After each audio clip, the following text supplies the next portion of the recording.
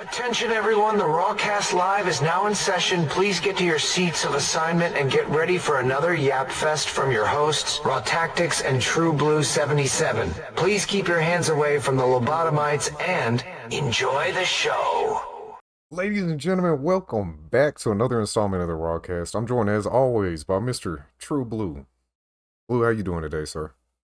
I'm good, man. I'm excited for this one. This is going to be good.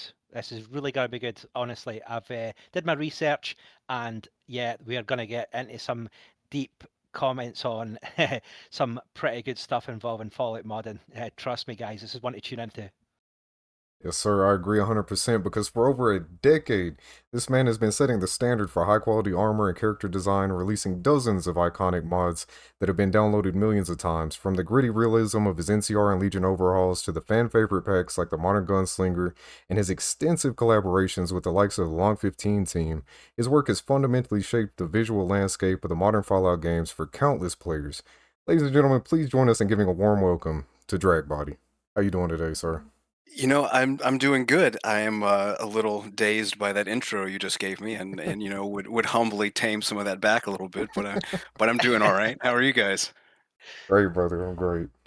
Yeah, I'm good, man. I'm good. I'm looking forward to listening to your input, man. yeah. And you know, it's funny. You mentioned the modern gunslinger in that intro. I feel like that mod is so old. That's like having Zalandro on here and being like the creator of Blackout ENB. You know, Right. you know what I mean? Right. Yeah. Don't worry, we got plenty of time to talk about the more modern stuff, like the more Sounds recent, good. more popular, just had to throw something in there. We did a little research. For sure, for sure. So Drag, I think one of the best ways to kind of break the ice, introduce who you are. Real quick, how long have you been modding? Since roughly 2011, correct? Yeah, 2011. So I got into modding. I was never, my introduction to the Fallout franchise was New Vegas.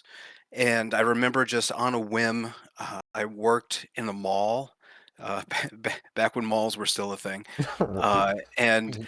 on break one day, I wandered into GameStop. I would just go wander around GameStop from time to time. And a coworker of mine had spoken highly of Fallout 3, and New Vegas was new. It was on the shelf. I said, you know what? Let's try it.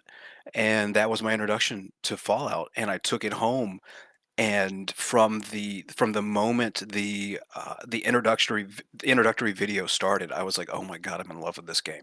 This is going to be amazing. And the first playthrough was just, unforgettable.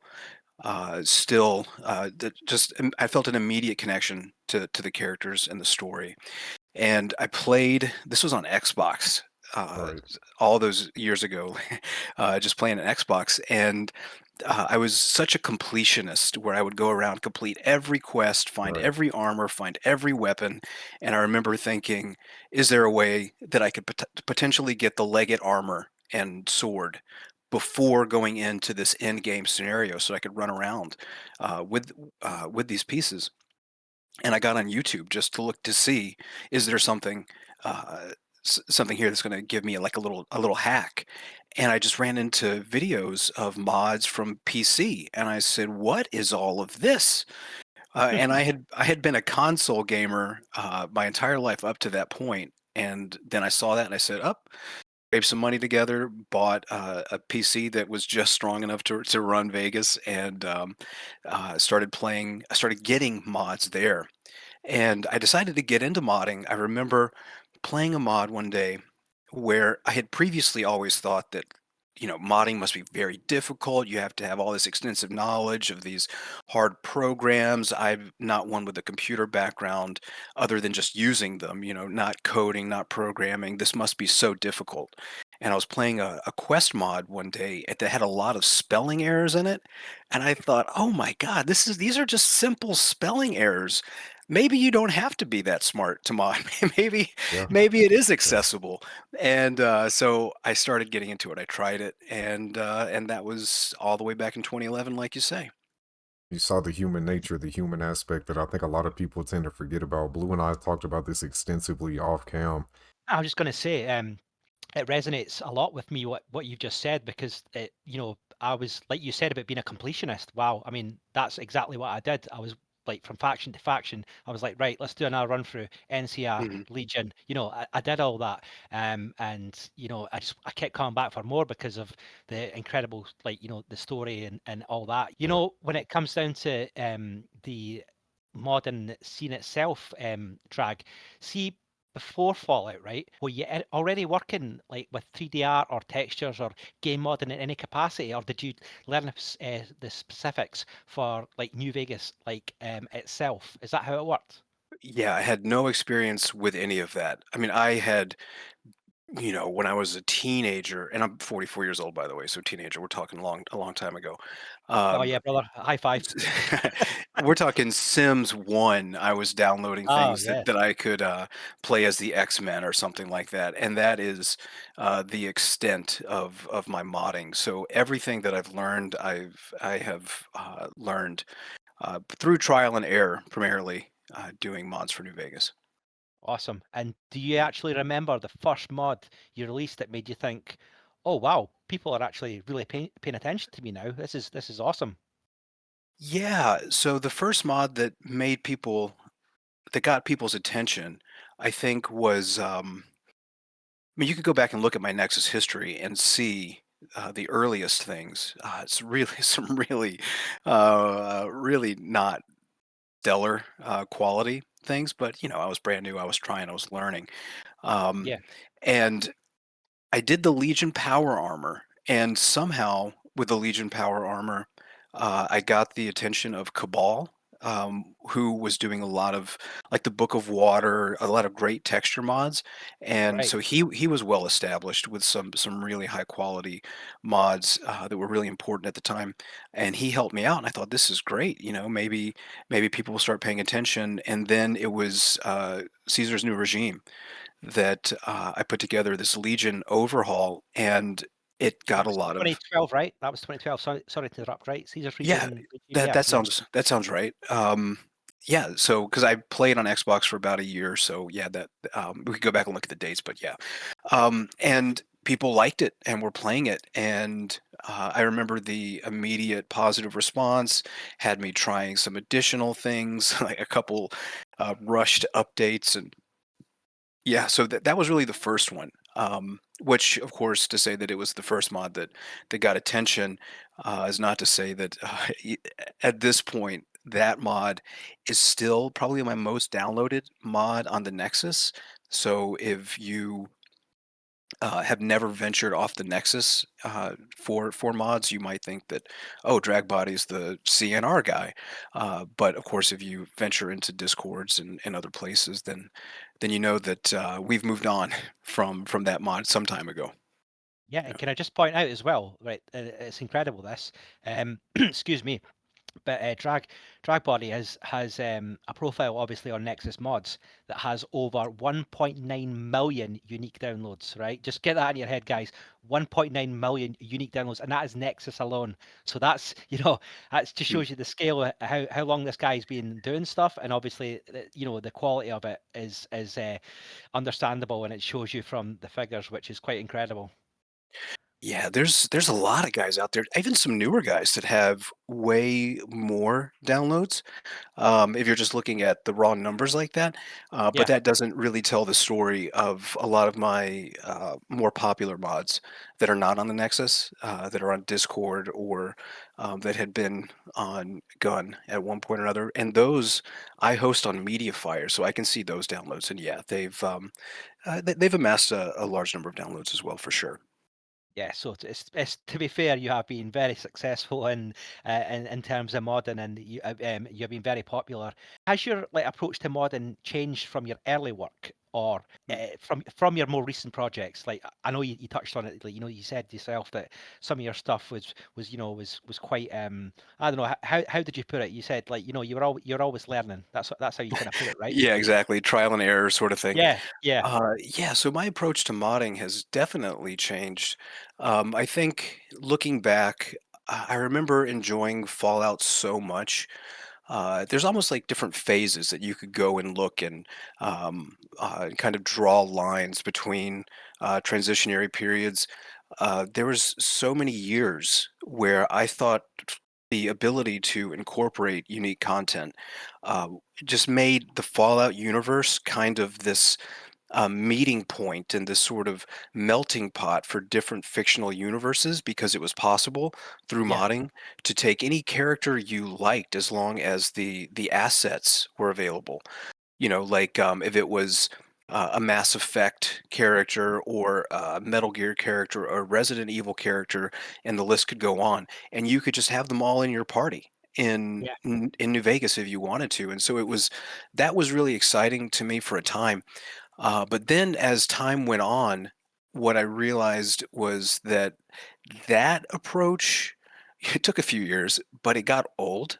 Mm. And the reason that people keep playing New Vegas is because they like the story of New Vegas. And I think especially in recent years, there's been a resurgence of just a vanilla aesthetic and people trying to not build these crazy multi-universe stories in their game. That is very 2015. Now it's more like, how can we improve the vanilla game? How can we Yeah. take that vanilla aesthetic and elevate it and make this feel like a modern version of itself? And that, I think, is true of my approach as well. You could even look back at some of my faction overhauls, for example. Like the Legion's a good example, where I did Caesar's New Regime for the Nexus all those years ago. On Gun, I had released The Legion Will Rise. And that was just using all or primarily assets from Rise, Son of Rome. So it was this very Roman aesthetic Mm. for the Legion, but it wasn't very Fallout, and some people still like it. I still get requests for it, but it doesn't look like a post-apocalyptic type of armor. It just looks like Roman armor.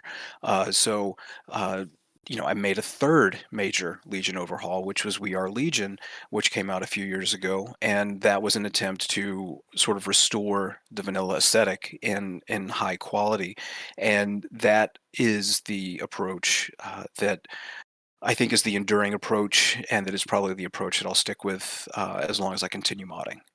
If I That's may awesome. interject, we got Patty saying that he loves your Port of Fallout 4's power armor into Vegas that paired with Yeah. Titans of the New West is on point. And we've also got DJ. Can I please ask for the inspiration of the Black Wolf, whatever from the Courier cache? He said it's golden. He wanted to know the inspiration behind that. Or the Black Wolf? Inspiration on the Black Wolf, whatever. He doesn't know the exact name, but it's from the Courier cache and it's golden. Courier Cache. Well, it would help me if I knew what he was talking about. So Courier Cache, that was that mod is still on the Nexus, and it's got a substantial amount of endorsements. That mod just kind of came together. There were several of us that were kind of chatting, and I had these outfits that I had put together I wanted to use. Saxon had some weapons he wanted to. No, not Saxon. Scott Mack. Um, TDX, I think he was doing player homes at the time, and Mishaxi, who is very well known for Niner. I was chatting with all these guys, and we kind of just took all these little individual mods we were doing, and we pulled them all together just to make like a little quest mod. And that mod is pretty funny. And I can say that in all humility because it was all Mishaxi's writing, and he just had a way of making things funny. I think, the quality hasn't entirely stood the test of time, especially on the armors that I was responsible for. But it was still a fun mod, and so as far as inspiration for that, it was just kind of a few buddies teaming up, and with the end being greater than the sum of its parts. You've been in this for a very long time, and you had mentioned the Gun Network, and I know a lot of people Yeah. out here may not know what the Gun Network is, may not know any of the controversy that at one point surrounded that whole thing. Can you give a brief synopsis of what the Gun Network is, kind of introduces to people that may not be aware? Sure. Yeah. So when I first got into downloading, initially downloading mods, there was a website called VGU, Video Game Underground Network, or something like that. It was run by, if I remember correctly, it was run by Max Unit, and it was this website that was like an alternative to Nexus, but it wasn't so much trying to compete with Nexus. It was just a website where you could go and post things that didn't have the same restrictions as the Nexus. I mean, the Nexus is monetized. You know, I don't know all the details, but the owners of the Nexus, the people that work there, they're they have advertisements. They're accepting money for memberships, and so they have a responsibility that they can't host anything that is going to be guilty of any sort of copyright infringement. Where the VGU didn't have those rules, so all the mods I was talking about earlier, you know, having Shepard from Mass Effect and Leon Kennedy from Resident Evil in your party, you couldn't put that on the Nexus, but you could put it on a place like VGU. It just took whatever. It didn't have those rules, and kind of overnight, VGU just shut down without any kind of warning. And there were a lot of us, myself included at the time, that had a lot of mods that were hosted there. And we thought, wow, this entire section of our community and our sort of collective mod library just shut down. It just disappeared. What are we going to do? And I was talking with my friend Deviated, and he said, I don't remember exactly how the conversation went, whose idea it was or whatever, but we were talking, and he said, "Look, let's start a new version. Let's get Max Unit's blessing." I said, "Cool, let's do it." So he and I co-founded Gun, and it's just a forum. You know, it wasn't like as well organized as the Nexus, as far as clicking here to go to this file, front screen. It wasn't like that. It was just more of a basic internet forum. And with the VGU, when you signed up for VGU, you didn't initially get download permissions. You had to be a part of the community for a little bit of time and prove to some sort of satisfaction of the moderators that you were there to be a member of the community. And then once you kind of showed that you were there for the sake of being there for Fallout and participating in the community, you got upgraded to a membership that could access the mod section. And that format we just sort of forwarded over to Gun.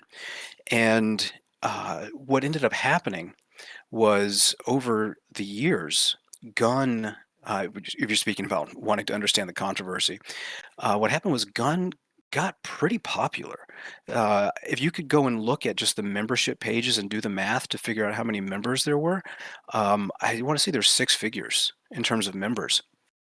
And so the format of joining, demonstrating that you were there for the sake of being part of Fallout community, and not there for any other sort of purpose, that got really unsustainable.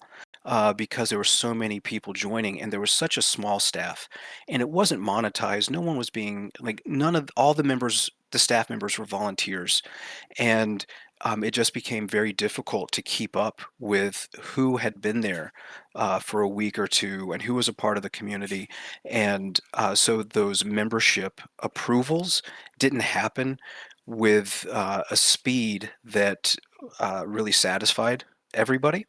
And as a result of that, Gun earned this reputation for being exclusive and elitist, and just having this. I read at one point somebody called it a clout wall, and for years now, the private section has been gone. So you can go to Gun and get anything you want, and Discord has more or less made Gun redundant and sort of obsolete. And to be honest, the library of mods at Gun was never very, very extensive.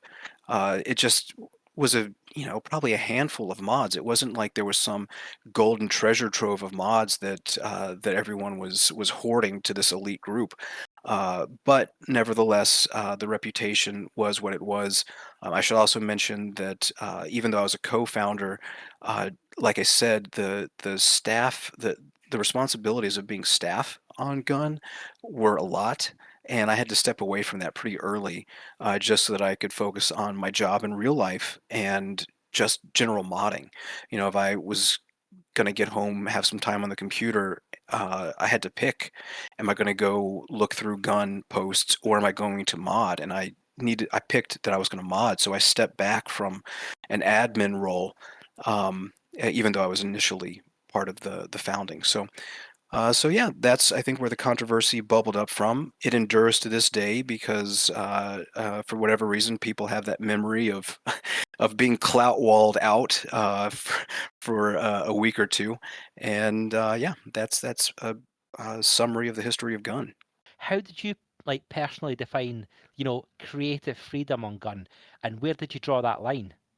So I think what you're asking about as far as creative freedom, it from and and I don't speak for everybody on Gun, and in sharing sort of that brief history, I know there were plenty of interactions between staff members and other members that could have been very pleasant or very unpleasant.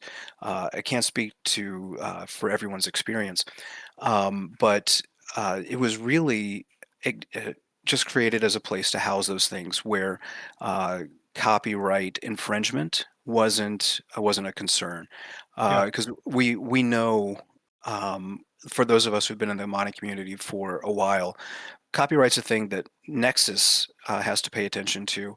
But I've reached out to many of these game companies asking for permission to use their assets in mods, and you just get crickets back.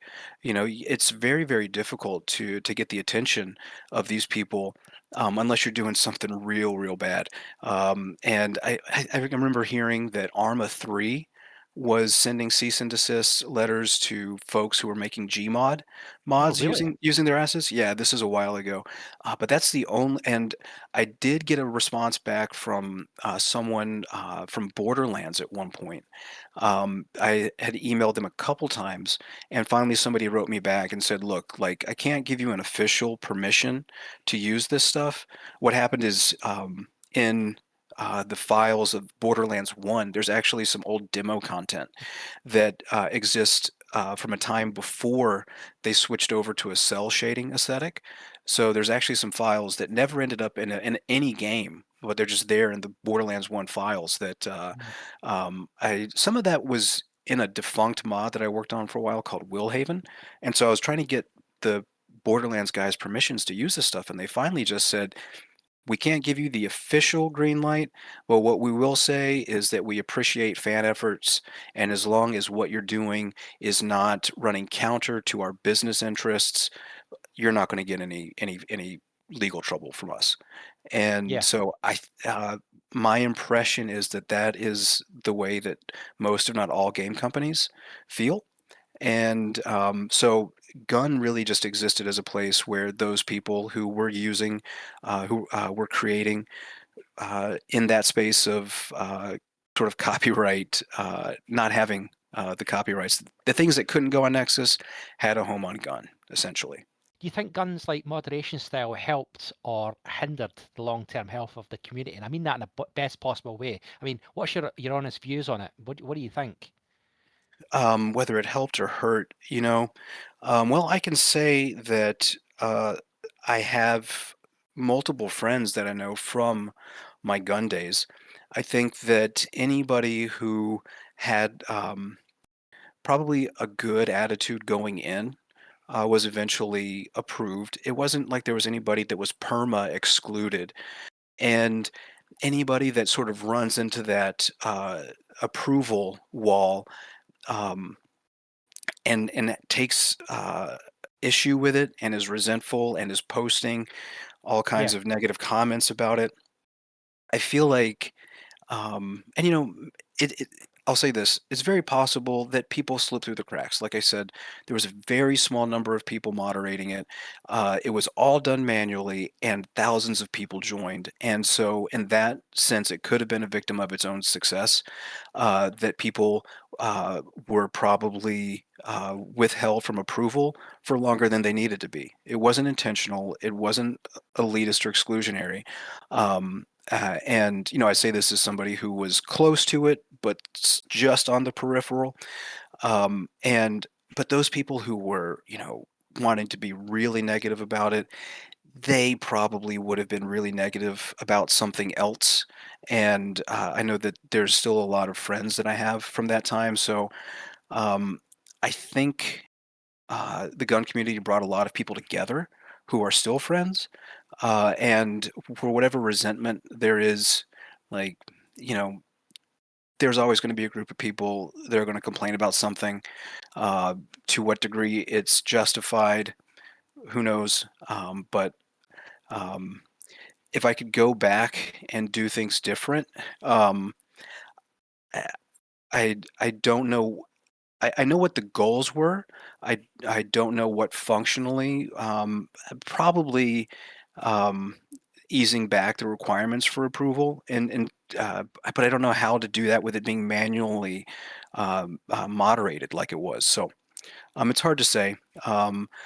Maybe honestly, I just wish there had been more volunteers going through it so that Yeah. the approvals could have been speedier, and everything would have been a little bit less friction. So if anybody doesn't know, there's a new player in town, GG Mods. They want to have a presence in the world of gaming mods. And they have been going around reaching out to some mod authors. My understanding is the price of entry is you have to have at least 1 million unique downloads on the Nexus. And they are getting these people to mirror their mods on ggmods.com. And I don't know what the plan is. I know they're investing a lot of money in this effort, and some of that money is going to some of these modders. So I don't know what the future looks like for them. They must have a business plan, otherwise their investment would just be squandered. But I do think that just in the way that I was speaking earlier about how uh, mods of basically no effort at all get thrown on the front page and will knock down mods of immense effort. Uh, that's not a thing on GG mods. Not just anybody can post on there. They do have a sort of bar of quality. Sorry, I get something in my chest here. Okay. So what's interesting about that is that you can go and look at the front page right now, and every mod that's on there is a quality mod. Now it exists on the Nexus currently. It's just mirroring mods. Again, I don't know what the future holds, but it does seem interesting. We will see. It might be a good place to kind of escape some of the noise of the Nexus. Um, well, I think that we can just use what has existed on the Nexus as a sort of case study for what mistakes have been made. There's some people that have argued with legal rights that we get rights from wrongs. We have to look at the mistakes of history and figure out how to do better in the future. We don't have to just imagine the perfect scenario from scratch in a vacuum. We can say like what's gone wrong. And the way that mod lists kind of lock certain mods in a way that, um, and I'm not super familiar with all the ins and outs, but it it removes some creative liberties that these users have. That once you post something on the Nexus, I mean, correct me if I'm wrong. Again, I'm not super familiar, but I know that there was a lot of controversy on this. That once your mod gets included in a mod list, you don't have the same freedom to go and pull it down, because then you're essentially breaking this mod list, right? Do I have that right? Do you guys know? I don't know, bro. Yeah, I'm sorry, say that maybe again, someone, please. maybe somebody in the chat will know. But some of the controversy with Nexus was that um, when your mod gets incorporated into a mod list, it exists in its certain form in a way that you don't get to take down anymore, because doing so would break someone's mod list. And a lot of users were upset that they no longer had full oversight over their mod. I could have that wrong. Yeah, that's crazy. Um, I haven't heard anything about that one. yeah, you'd have to go back and look at some of the controversy. I mean, there was a whole reason, there was a whole like group of people that left the Nexus, and there was a big uproar. I'm pretty sure that it was either that issue or uh, an issue that sounds like that one. That maybe I'm just getting the details wrong. But I definitely think that treating modders like assets. Uh, I think that if GG Moz comes on and becomes a competitor, as soon as they get some of these authors that are posting the most, like just imagine if next week you weren't going to the Nexus to get mods from Wombat and Hitman and Stentorius and all of these guys that are currently making, having high productivity, cool mods, In the Grave, Into the Rough, some of these guys that are posting things now. You went to GG Mods instead. Just imagine all the traffic that would drive to GG instead of Yeah, the sure. Nexus, Yeah. and just all you have to do to make that happen is give the modders, well, in theory, all you have to do is give them something a little bit more than the donation points that they're getting at the Nexus. I've always donated my donation points to charity, so I don't know how much you might be able to pocket in terms of DP, but I feel like it's crumbs from what uh, you're driving in terms of traffic for the Nexus. Some guy was saying that he just applied to GG Mods and saying thank you to Drag. Take care of yourself, brother. And good luck. Keep us posted on that. We'll be looking for your mods on there for sure. Yeah, good shit, man. What we were just Yeah, talking I'll about, I'll get. maybe make it a reality. Yeah, I hope some guy was nicely enticed and compensated to get his stuff up there. So You've done a lot of collaborative work in the past from other modders. Like, if I'm not mistaken, Kaiser's New Regime was a quote unquote like group project. You've done work on the mm, Long 15. yeah, What do you enjoy about doing the collaborative work, and how does it differ from like your solo projects? sure. Yeah, so Kaiser's New Regime, that was a collaboration insofar as I just gave credit to a few people that I reached out to for help. Uh, YGson, he helped with textures a lot, and I gave a couple other people credit where it was due, but that was primarily my creative project. There are a lot of other projects like the Long 15, which I contributed a few uh, armors to. And a few projects like that. So, for example, I did some things for Beyond Boulder Dome. I have done many outfits for SomeGuy / Some Rooster mods. Off the top of my head, what else? There was some work done for the Frontier, and but what I like about those things is I see a lot of mods that are very ambitious in scope. And when I look at the assets that they're using, what I hope to find and what I want to experience in game is DLC quality outfits where if there's a new NPC or a new faction that warrant a new sort of clothing or armor or whatever, that it's suiting, and that it is at the same level as the rest of the things like voice acting and scripting and all of that. And there's a lot of times where you have these very, very large projects where people are using mashups, which nothing wrong with a mashup, but if you're going to use a mashup, what I personally hope to see is something that it's hard to figure out where the pieces came from. What you really want to do is try to transform the assets as much as possible. If you can look at it and say, oh, that's the Merc Grunt shirt on the Merc Adventurer pants, and that's it, then you just see that every time you're looking at that character model in game. and you sort of lose the opportunity to create something that feels new rather than like recycled assets that's reminding you that you're playing a mod. Because I think of many times the goal of using of having a good mod is that you're able to forget that it's a mod and that it just feels like a natural part of the game. So what I like collaborating with people like SomeGuy, Long 15, is that I want to take the opportunity that I can to contribute something that's going to help that goal of having quality armor assets that achieve the goal, the end goal of feeling like something new and high quality rather than just recycled assets.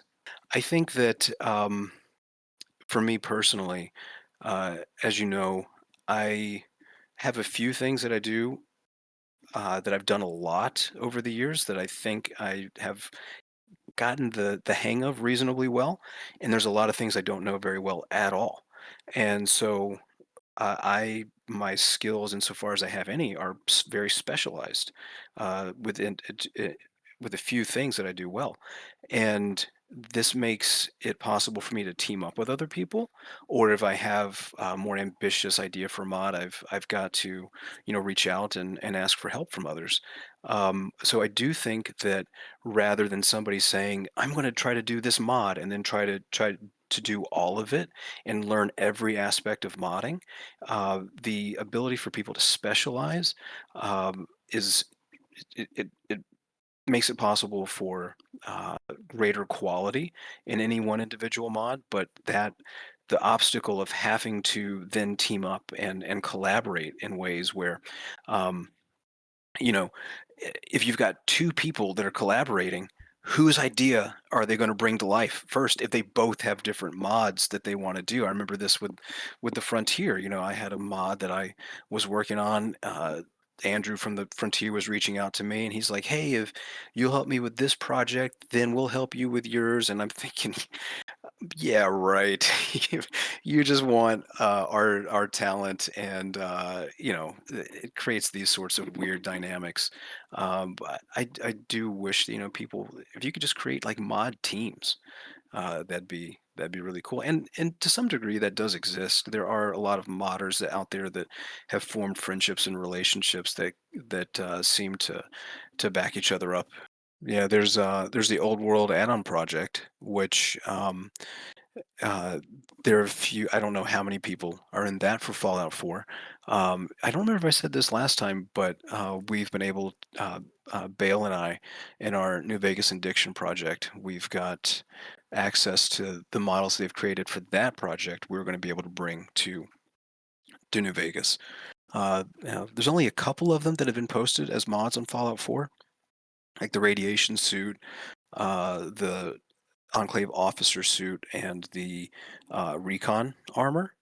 So obviously we're bringing all those over. There's already an existing version of the radiation suit that's been ported, but we're including that as well. So that's a really cool team that has some really great content, a lot of which hasn't even been previewed on Fallout 4, and we're bringing it to New Vegas.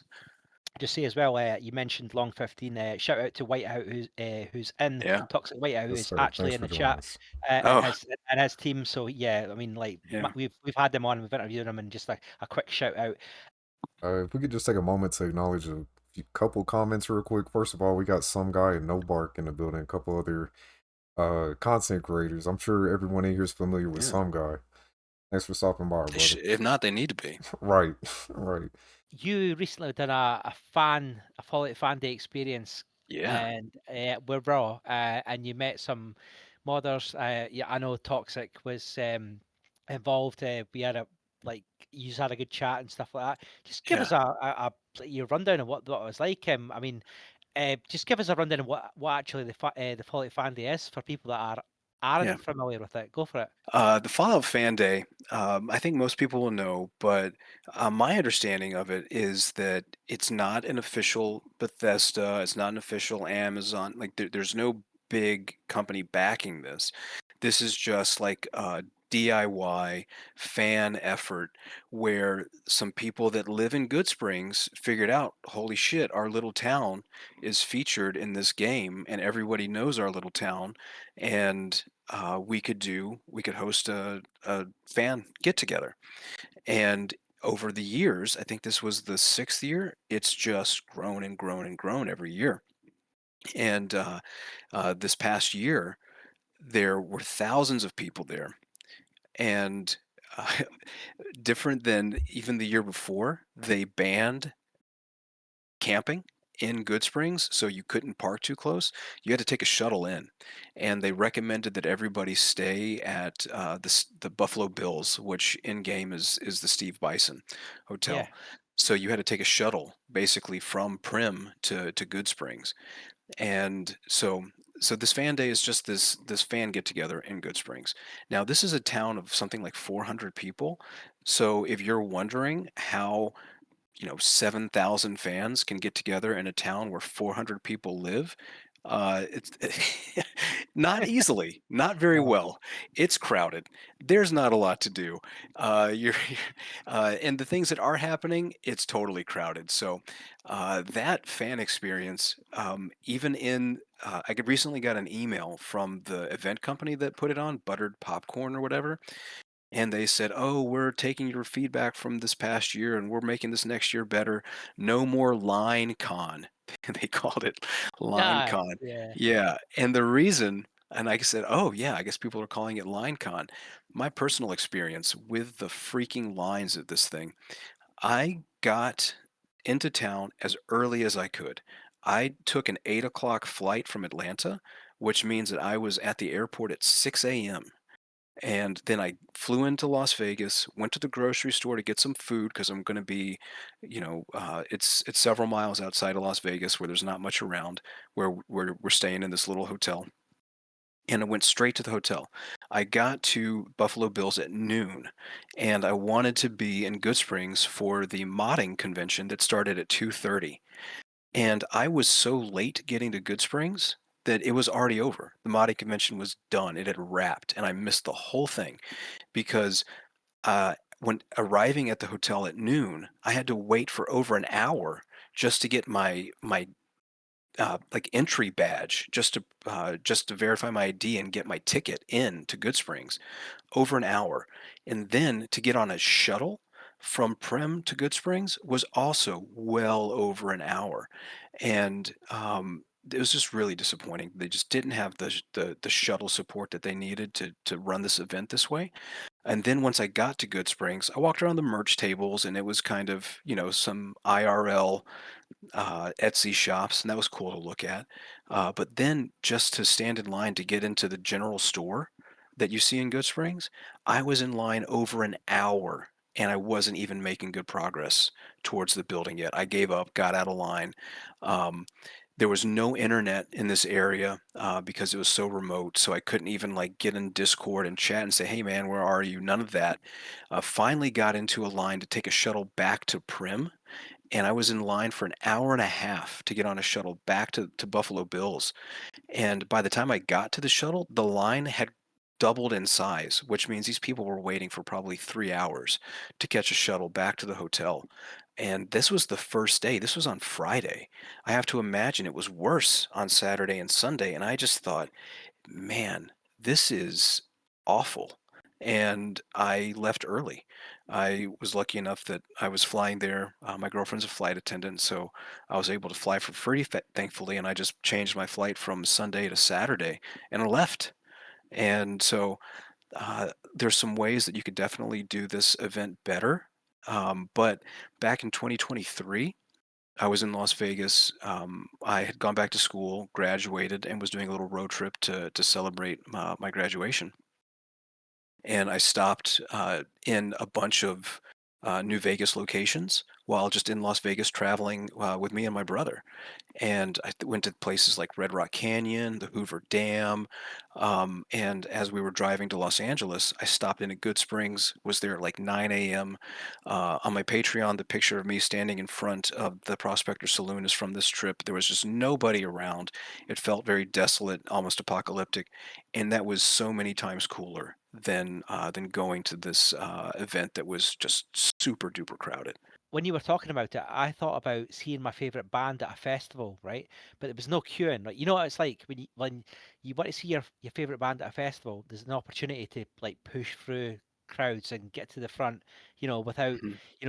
obeying the rules and stuff like that. But that just sounds so it's like, to me, if I was wanting to, I don't know, if there was a specific person that I wanted to like speak to or get an autograph, and queuing for that long, that'd be demoralizing. I wouldn't want to go to that sort of event again, right? It was rough. Yeah, it was Yeah, definitely no, rough.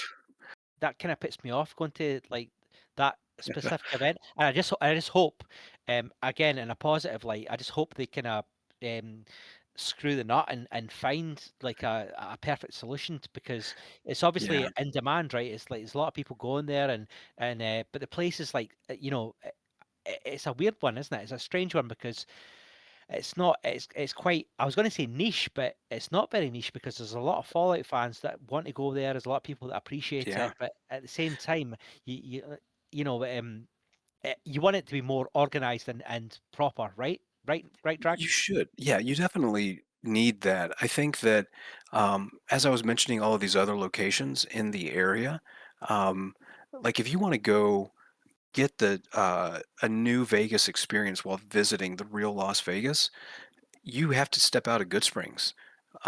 Like Toxic was asking, or he and his wife were planning some things to do, and I said, "Look, you have to go see Hoover Dam. Hoover Dam is Yes. awesome. Yeah, yeah, Yes. It's so cool to be there." And to just think that, oh, I'm going to go to Fallout Fan Day and stand around the Prospector Saloon in the company of 1,000 cosplayers. No, go see Hoover Dam. Go to Red Rock Canyon. Go see some of these other places. So I think that if you want to have a Fallout Fan Day, I think that you could make it a tour. Where Good Springs is obviously an important stop along the way because it's very cool being in that city and seeing those buildings for real. um, and even just looking at the geography and feeling like you're your courier walking from Good Springs to Prim for the first time at the beginning of a playthrough, and seeing like the fact that the game got that aesthetic pretty close. yeah, You can yeah. go stand there in real life and realize like, oh yeah, this kind of feels like the game. um, yeah, so and mentioning the cosplayers, that's another takeaway of mine from that event, was just how varied the Fallout community is. That I had a sign on my backpack that I had with me. The sign said Dragbody. It was I mentioned in our last chat that I took my name from a band, and I have a shirt from that old band from my Halo days. And so anybody who saw me standing around could have seen that I had a sign that I was labeled Dragbody, Oh literally. yeah, yeah. And I That thought, band. Yeah, I still need to check them out. Sorry.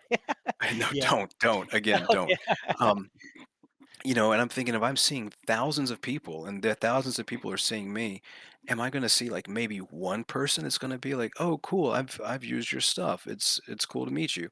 Not a single person there. It was tons of people dressed up in vault suits and various cosplaying outfits. Lots of people who probably haven't even played New Vegas and they're just there to Yeah. celebrate Fallout. Oh Um, yeah. so yeah, there's within the Fallout fan community, there are a lot of different pockets. a People 100%. that, like true, like, you've told me that you're more Fallout 1 and 2 Mhm. and Yeah. some of those older isometric games. When I've played 76, I've talked to people that 76 is the only version of the game that they've played. They have Yeah. no idea about the way certain things in there connect to New Vegas. So yeah, there's just a lot of different communities within a larger community. Can I ask? Sorry, Rod. This is the last thing I want to say before I'll push on to you. Um, when you were actually there and meeting fans, like fans, I'm using that in inverted commas, right? But people that appreciate your work and like, speaking to people in person, from the modding community and stuff, did that change how you seen the community? And you know, did it change your when you went back, like after like the community, and you went back to like sitting behind your computer and stuff like that, Mhm. did that change the way you sort of uh you modded, or was it still the same? What had You know what I mean? changed for me was just realizing that there is not one Fallout fan community. Correct. That I Yeah. expected to go and talk with people who play the game and who use mods and like maybe meet some modders that were going to be there and be like, hey, I've used your stuff. Yeah, I've used your stuff. And, I guess in my head, I thought that I would run into some people that I've also run into online and it'd be like, hey, it's cool to meet you. Let's, chat a little bit. And there was zero of that. I basically talked to people that I was standing in line with a little Yeah. bit, and that was it. And Toxic and Raw when we were able to meet up in the Buffalo Bills lobby. So what it changed for me was just realizing that there are so many different communities within our community Yeah. that don't Yeah. that have minimal, if any, overlap. No, That's that's the fascinating. Like I get there's so many people that are just genuinely you know behind the computer and want mods, and don't get the backstory and stuff like that, especially when it comes to fan day experiences. But yeah, no, thanks for the insight, man. It's really, really fascinating to hear. Sorry, Roy, you want to say something there? like you good. Drag, don't take that personally. This is something that Whiteout and I really touched on. Like, just out of curiosity, have you watched that video of me and Whiteout talking to recap? No, I didn't know that It's it just existed. basically him and White moaning. Yeah, pretty much. Yeah, But that was something we really touched on though. Like it was crazy. Like Al Chess Breach was there. Anyone that's been on YouTube and seen anything New Vegas related over the what, like 10, close to 15 years, I'm yeah, pretty sure everyone has at least seen an Al Chess Breach video at some point. But that man was being oh for walked sure. past like he did not exist. And then like Well, right now, perfect timing for that. Zach popped up on the screen too. Zach from Nuka Break. I got to meet up with them, go to their little thing, but it was people that didn't know who that was either. Like that's what I was yeah. referring to earlier with that Thank you, Hmm. kind sir. the Let's Fallout go. boom that's happening right now. That's what I was referring to. Like all the new people that are really here from the TV show or maybe 76, but like new modern Fallout. Just walking Yeah. past all these like big names in the community that they have no idea who these people are. It was really mind blowing to see. And shout out to It's Yodi for the super fat $20 super chat. Thank you, Consor. W's in the chat for Yodi. Thank you, sir. Nice. Nice work, son. Which Fallout faction do you think is the most misunderstood by the fan base? That is a good question. You know, I don't know. I don't have an answer for that without just like live going through. Let's see. So I think that no. Well, I think that there is a sort of transparent way that at first you're supposed to respond to each faction. Yeah, Where if you go and play Fallout 3, the Brotherhood of Steel is the good guys, and the Enclave represent this sort of uh, oppressive government that uh, yeah, is acting like it's patriotism, but it's actually very nasty. And so, and then the same thing with New Vegas, where you've got the NCR, which stands for the rule of law and democracy, and you've got the Legion on the other side of the river with slaves and just condemning other tribes to their subjection. And so it's pretty transparent how you're supposed to at least initially relate to these groups as well. I think that, uh, and in full disclosure, I'm not caught up to speed on the second season of the show, but it seems yeah, almost like I think that Mr. House was very open to interpretation. I mentioned Deviated earlier from Gun Network. I remember him writing a long post one time about just how admirable House's goals were, and which faction do you stand for? He was like, I'm House. Um, you know, me personally, when I play, I don't identify with any faction. Like, oh, this is the faction I Yeah, identify with. You know, I yeah, kind of yeah. pick a courier and play the role. But I thought his post was actually quite compelling. I don't know that I would say, "Oh yeah, I'm pro house too," but I thought he made a lot of good points that warranted consideration. It's Yeah, been a long time absolutely. since I read that, but then to see at least the first episode of the second season of the show, and you know. You've got the ghoul saying, "No, nowhere near Mr. House is safe," and it seems at least from the beginning of the second season that House is kind of a diabolical character, Mm. and I just wonder. Um, this is where I think you've got the most room for interpretation. Like, are we going to go down this path where he has admirable goals, or is he just like this greedy capitalist that will step on anybody to ensure longevity for himself, or who knows? So, um, yeah, I No, hope that that is a no, sufficient answer to your question. no, that's amazing. That's the kind of stuff I love to hear. You know, I'm always fascinated about the Fallout lore and the modders' interpretation of it. And just like one last little thing I'll add on to it is like obviously you've modded and adjust let's say adjusted some of the factions and things like that. So has your view of like let's just say the Legion or the NCR or any other factions changed over the time that you've worked on them? Um, my view of them didn't change so much, but I will say that personally, one of the more difficult things to work on, and this, you know, it's semi or not even semi, just controversial. One of my more recent mods was the Tale of Two Wastelands character pack, where I did a bunch of NPCs from Fallout 3, and one of the ones that I did was Clover. Mm, And when you look at the history, and you can see some other people that have written about, or and not written, but well, also written, but done videos about like how kind of controversial this character is. You know, Clover is a brainwashed sex slave, more or less. mm, yeah. And you got to wonder, like, okay, this came out in what, 2008?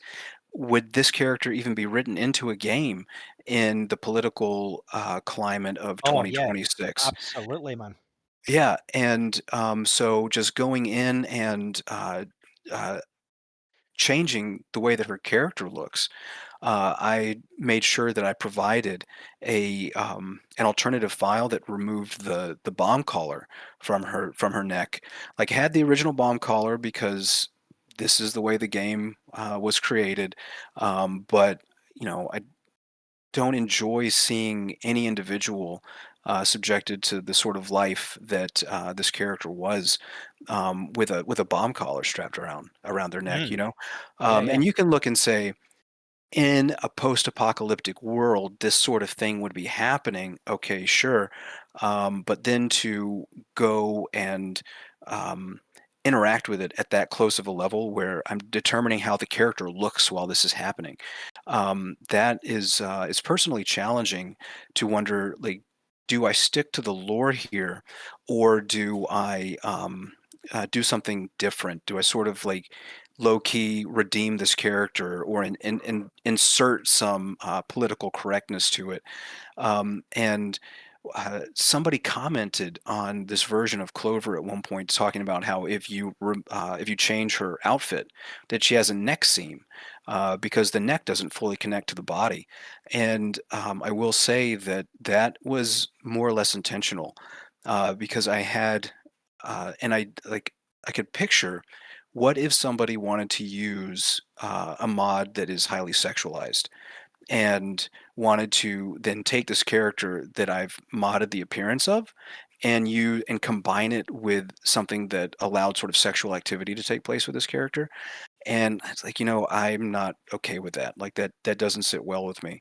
And so, yeah, the fact that there is a giant neck seam there, if you do something that would, like, say, give her a nude body, um, yeah, that's something you've got to contend with. So didn't want to contribute to that.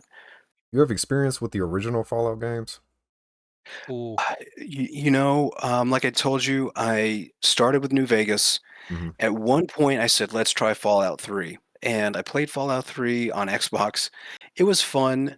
I remember seeing a behemoth for the first time. After several New Vegas playthroughs, I was like, what the hell is this giant bastard? Right. I'll never forget that. I did recently actually try to go back and give Fallout 2 a play. And in that moment, I didn't have the patience to figure out how the gameplay worked, and I said, I'm coming back to this. And so all of the earlier games, I must admit, I am missing out on at this point. But I have played everything since New Vegas. With the shift from Fallout 2's post-apocalyptic world showing society rebuilding, and I know you haven't watched the show, but I know that you've heard of the bomb blowing up in Shady Sands. Like the Yeah, so only I saw semblance, season one, so yeah, okay, yeah, I do know that. like the only like semblance of society rebuilding. And the Fallout 3 and 4's more desolate, bombs just drop type feel. That was a major change. What do you personally prefer? Like in a wasteland recovering in a complex, unique environment, or do you prefer the more chaotic and raw survival sandbox that Bethesda tends to lean toward? I think that the best is a balance of both. I If you've played Cyberpunk, mm, it's there is this sort of city in the middle where it's very bustling, very vibrant, a lot happening, and then you can just get into a car and drive outside the city, and yeah, it's more desolate. yeah, I feel like uh, a real Fallout situation. You're going to have both societies trying to rebuild, and then in the outskirts, you're going to have people trying to tear it down. And so I think New Vegas is actually a good balance of that because what you've got this city that was preserved from the bombs, where you've got the strip, you've got a free side that is more or less settled. You've got gangs or whatever, but you can go in and it's not utter survival with raiders coming in. But then you can go out on the outskirts and find the fiends or find other evidence of raider activity. yeah, And so that's one of the things that I like about New Vegas is that it has room for both that post apocalyptic rebuilding and the sort of you're living in the post apocalypse and these people are going to kill you and take everything you have as a means for survival. The original team behind like that type of Fallout. I mean, obviously, some of the key writers and developers from the OG Fallouts came back from New Vegas, like with Chris Avalon being a major writer. He recently stated too that he feels Bethesda doesn't fully understand or care about the franchise's original roots, reviewing it as more of a quote unquote colorful, shallow theme park. From your perspective, working within that theme park for hundreds, if not thousands of hours, do you agree with that assessment?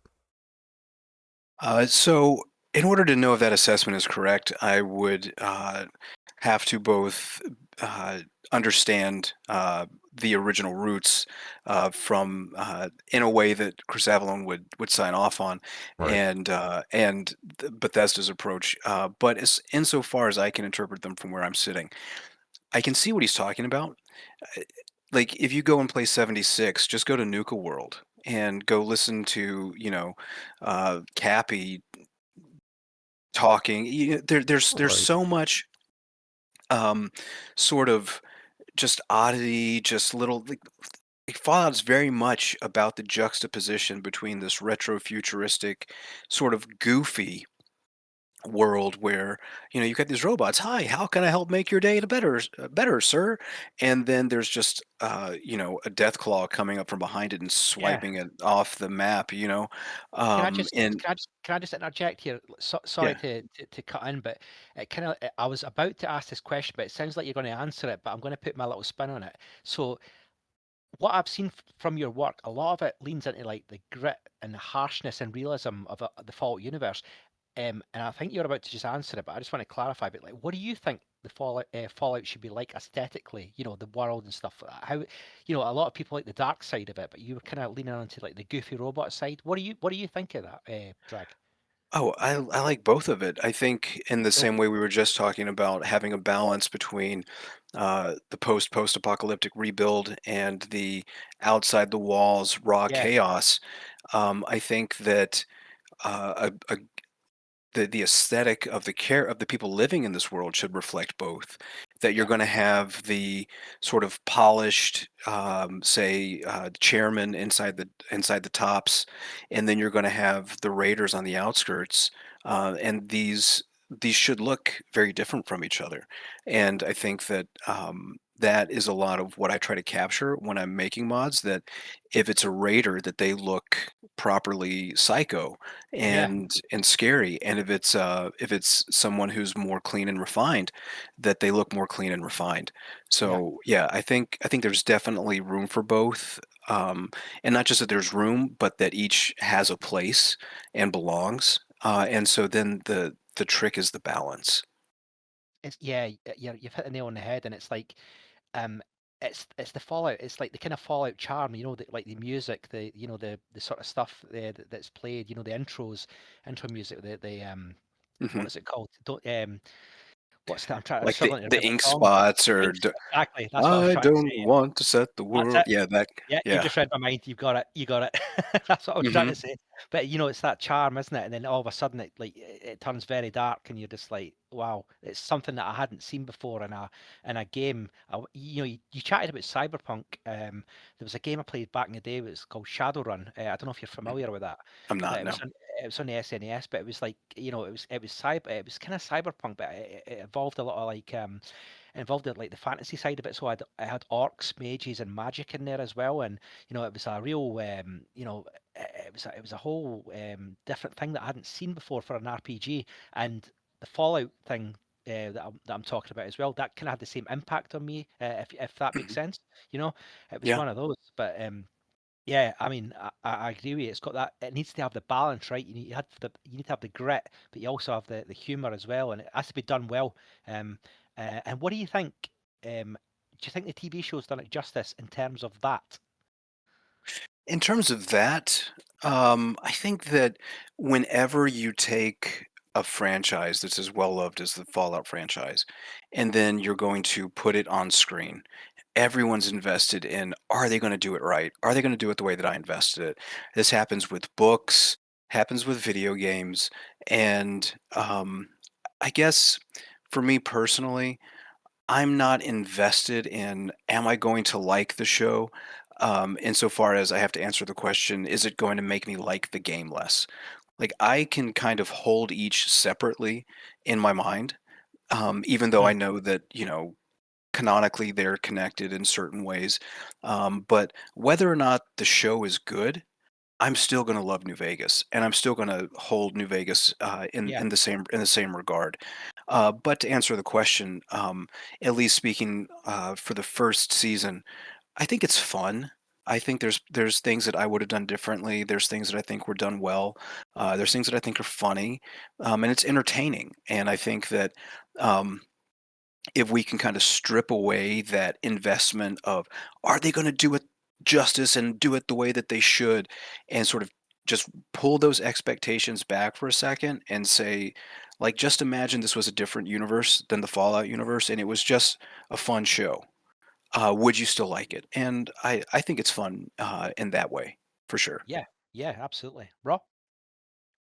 I'm actually going to interject with some community comments that we've had coming in. I've been having some Yeah, people on hold for a little bit now. Okay. I'm probably gonna butcher these names too, so please just forgive me. Sambrinas was asking, wanted to ask one of your recent works, how did you feel when you started your work on Lucy, Ghoul, and Maximus? And to follow that up, Sir Bucklow was asking, when will those characters be released?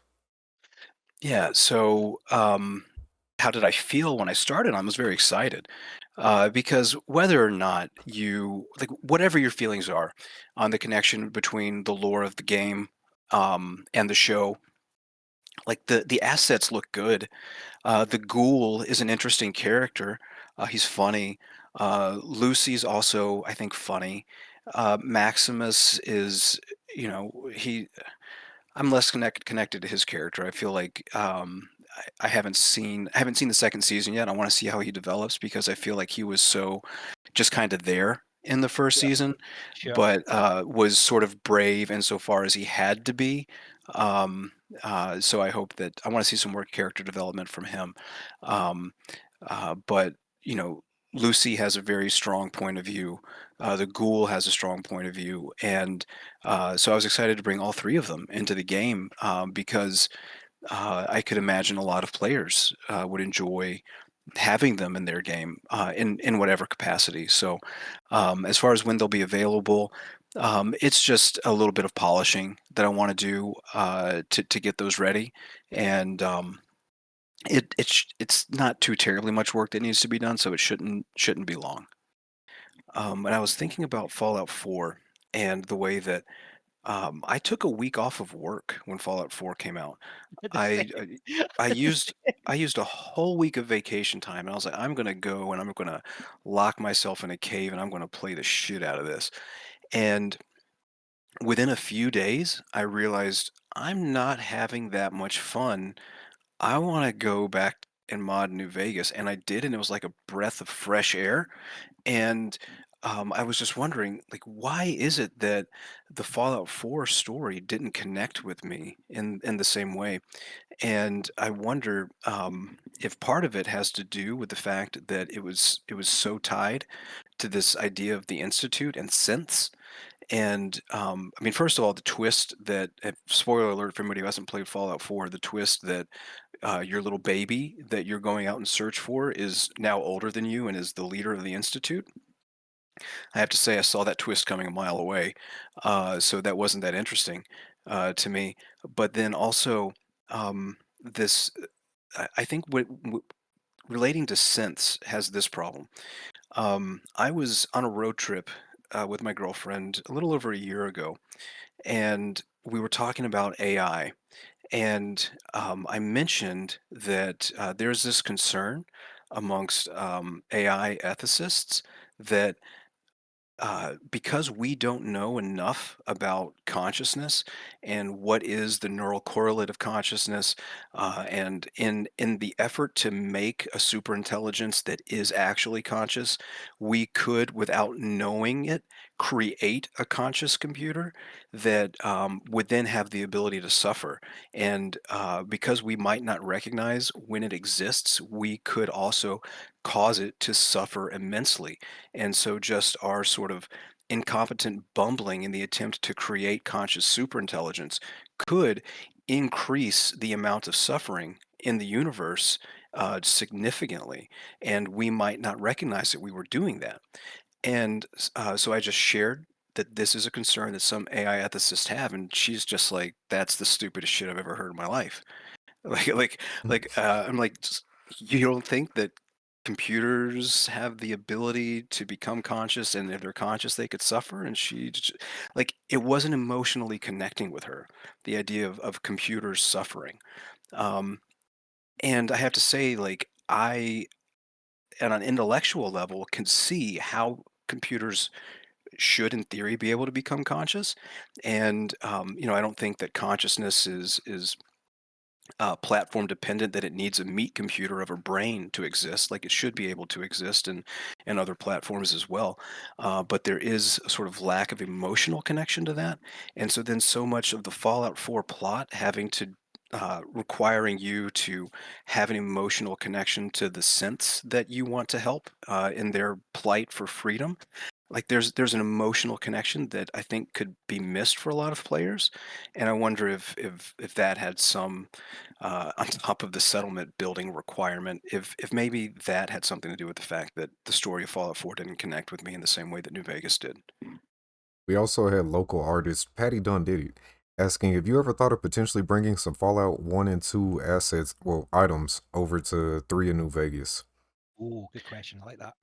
Um, no, I haven't thought about it because, as we said earlier, I haven't played those games. Right. I wonder if I did go back and play them, would it say, "Oh, I really want to bring this over"? Possibly, but then my ability to do so would be determined by what work needed to be done to create those assets.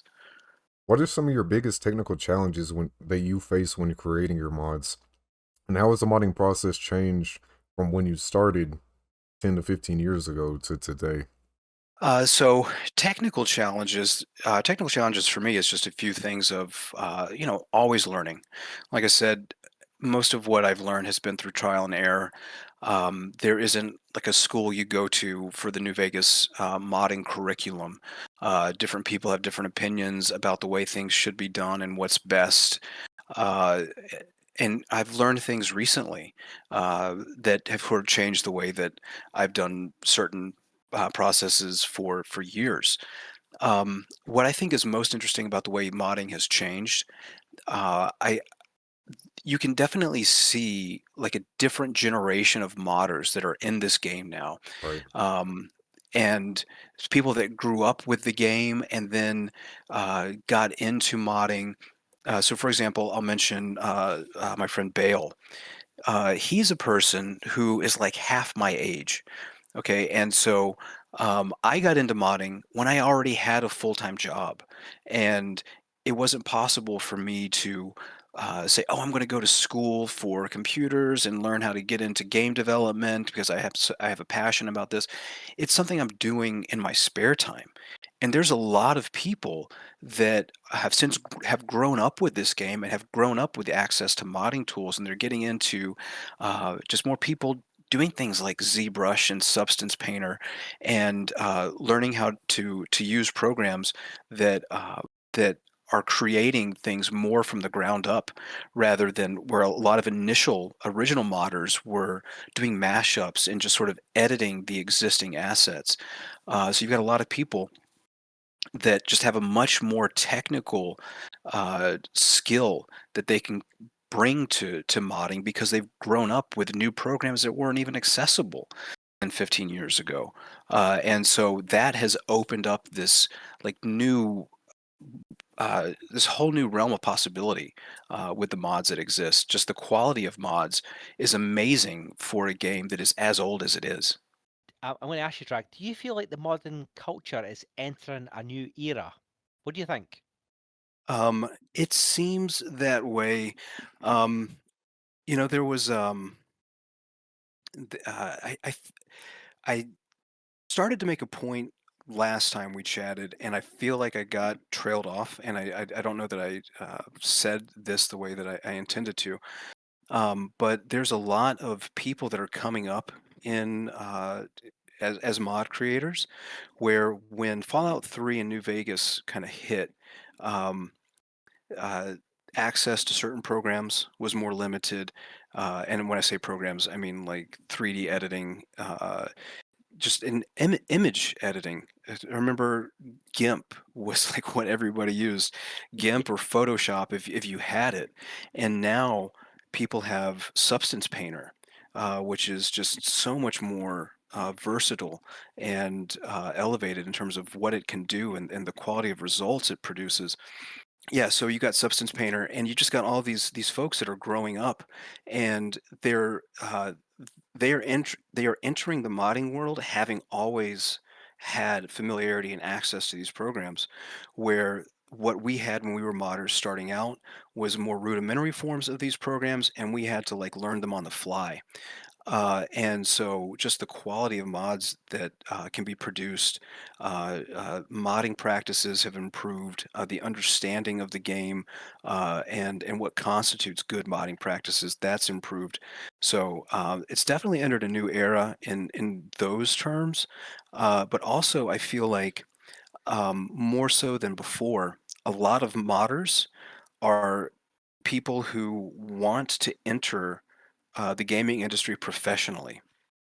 yeah, Um, Right. and so they're getting their feet wet with mods. And, for me, modding is something that I do after work. If I've got the energy, yeah, yeah. I aspire to do it after work. But some of these people, they're doing it for work. I mean, there's multiple people that I've worked with over the years. I mentioned Toasty Fresh earlier. Dogtooth is another good example. Bore, who was one of the artists on the Old World project that created the leather armor, those assets. These were all people that started modding that now are pros, and they're doing this. If they're doing anything mod related, it's in their spare time, and I think we've got a lot of modders that are doing that now more so than before. So it's a new era in terms of the aspirations as well.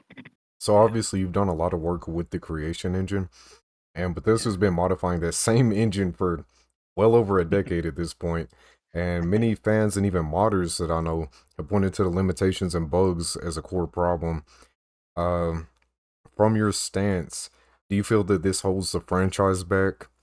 What are some of the biggest frustrations that you have personally when, working with the creation engine and pushing it to its limits? Yeah, so as far as pushing the engine to the limits, I feel that there's some other modders whose work really does that a bit more. The work that I'm Right. doing is kind of working within the guardrails of just, it may be using higher resolution textures than the vanilla game had. It might be using higher poly counts. Mm, But one thing that I really wish was different was that we just don't have cloth physics. And other games at mm, the time of Fallout 3 and New Vegas had cloth physics. And the fact that if I want to do now, say, a Brotherhood Scribe robe or an NCR Ranger duster, that you have to assign bone weights to the leg bones for these things and try to just tweak them so that they don't look like they're stretching and bending, where you could just look back at other games that had proper cloth physics. I really wish that we could inject some cloth physics back into New Vegas. It would help a lot of outfits. Well, there were so many improvements just from 3 in New Vegas to Fallout 4 that and if you just do the math, if you consider a halfway point between us now and New Vegas, uh, Fallout 4 is much closer to the New Vegas side than us. You know, um, Fallout 4 came out in 2015, and it's now 11 years past that. And these games, they're starting to become almost similarly aged.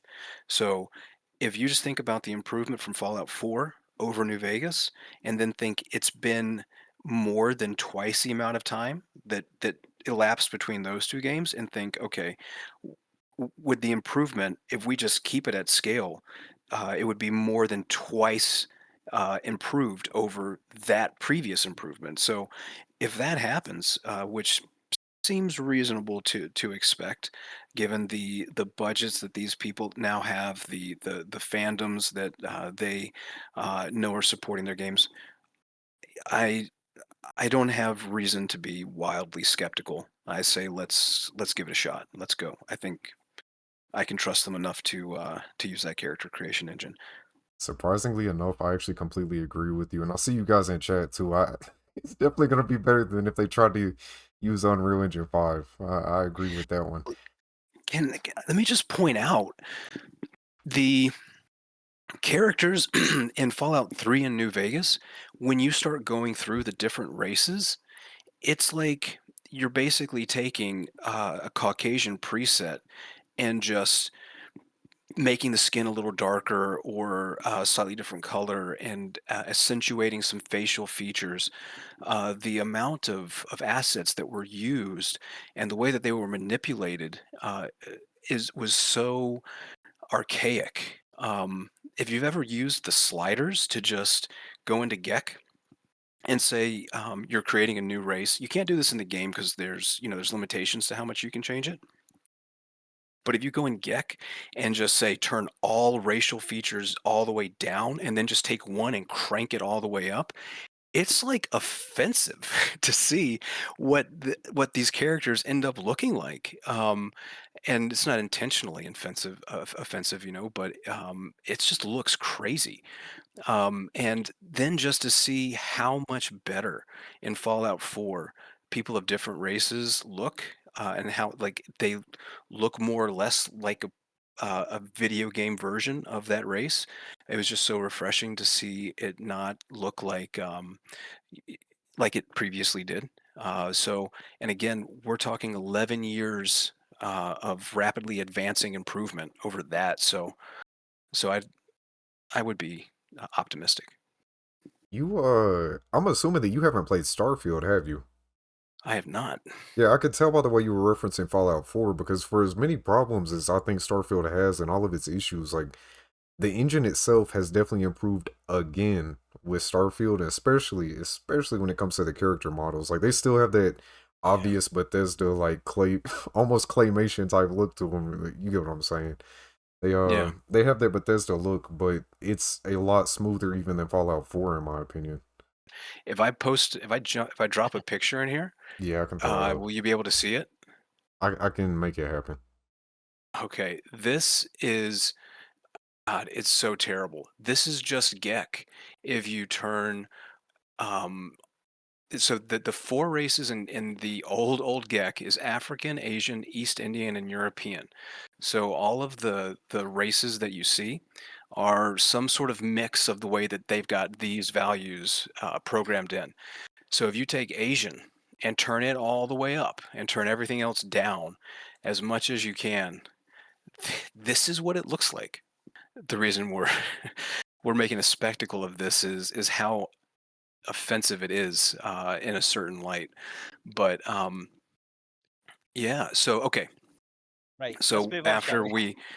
once we pick our jaws up off the floor after viewing this nonsense. Okay, so the question, I said there was a strange phenomenon that I've noticed on the Nexus lately, Yeah. and that is that people are posting mods at a higher rate than they are posting screenshots. Have you noticed this, Raw? I have not. Yeah, it's crazy. So I can do this right now. Going to the latest images, and in the last 28 days, there have been 312 screenshots posted. If you go to mods in the last 28 days, there have been 447 mods posted. Yeah, so I just think it's very interesting because what I want to know is one, like, why are people not posting pictures of their games the way that they used to? One of my friends, Lucian Hector, he's posting screenshots pretty frequently of his adventures in Fallout 3, but it's like the most consistent screenshots that are being posted right now. And so people aren't posting screens, but they are posting all kinds of mods of various quality. I mean, I remember back on Christmas Day, I posted one of my recent mods, my Joshua Graham overhaul, and within a day, it was pushed off the front page before I felt like people even got a chance to see it. And it was pushed off the front page by things like people posting a mod that all it does is rename a character to something that's intended to be like a joke. Or somebody can get on there and post like 10 translations of a mod. Or you can get these meme mods now. Like there's one that you can go see on the Nexus right now. You know, Joshua Graham cat ears. Like that was really necessary to post. So I think it's interesting for a couple reasons. Why aren't people posting screenshots of their game? And new modders that are posting work that they have worked hard on. It's going on the front page and it has to compete with all of these mods being pushed to the front page, pushing it out of the line of sight for individuals of, you know, just these wildly discrepant mod quality. Is this a When did relatively new like phenomenon that's going on right now? Do you think this is directly correlated with like the Fallout boom that is happening right now? Uh, I I've only noticed it recently. I do think it's fairly new. You could go back and dig into the statistics to see when that sort of shift happened. Right. But yeah, I think it presents some interesting challenges. Like Blue and I were talking about offline, the fact that uh, getting those endorsements on your mod is one of the few positive reinforcement pieces of feedback that modders get. And when mods get just pushed off the front page with by this onslaught of mods right behind it, that I don't mean to speak poorly about anybody's work that they've sincerely put work into. But some of them, even the people who post it, acknowledge that, oh, here's a throwaway, here's a joke, here's something I thought was funny, and it gets the same front page attention as something that people could have put many, many hours of work into.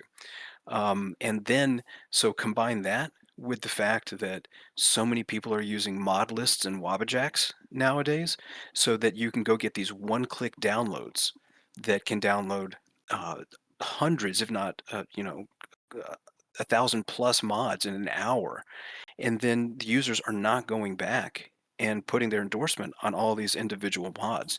So that positive feedback system for modders is definitely taking a hit. How does something like that affect you, like as a modder, like missing out on those Yeah. endorsements? Like, say one of your mods or several of your mods was included in something like the Wabajack pack, hmm the wildcard pack, right?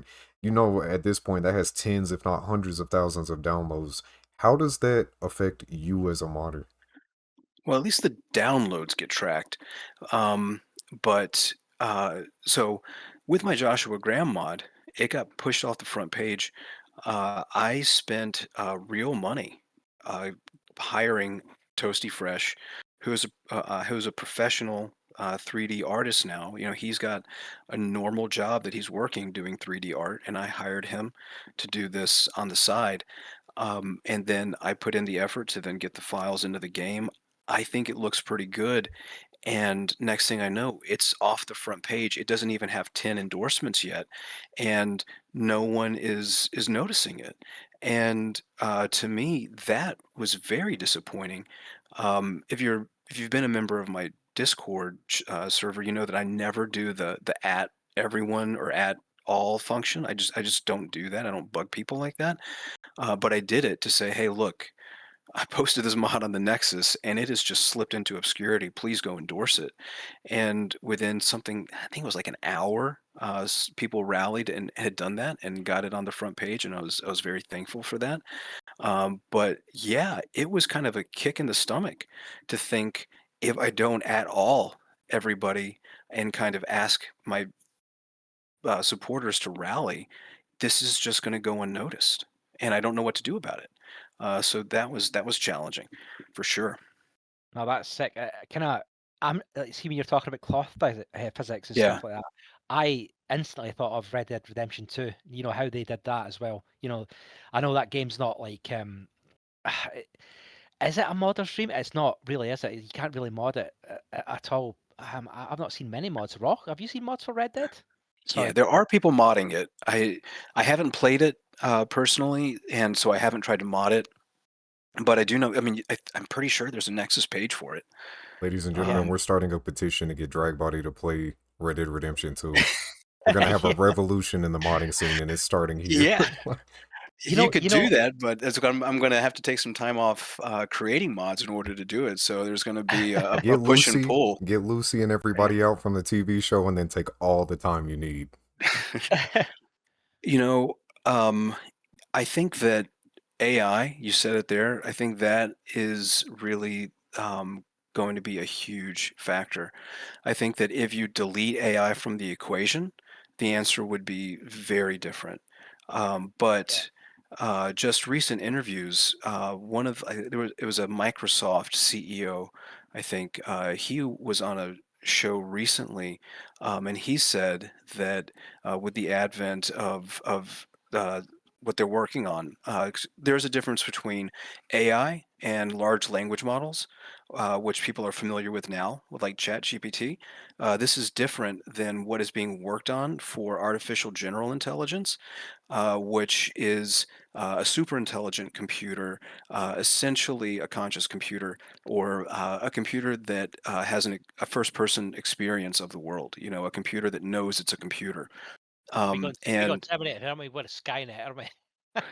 essentially, Nah, yeah. I yeah, mean, yeah, in kind in of, a lot of ways, you yeah. know, you say Skynet. James Cameron, he actually said in an article that I read recently that he hasn't been able to write a Terminator sequel because Lots of, actual yeah. science is developing faster than he can write a science fiction plot.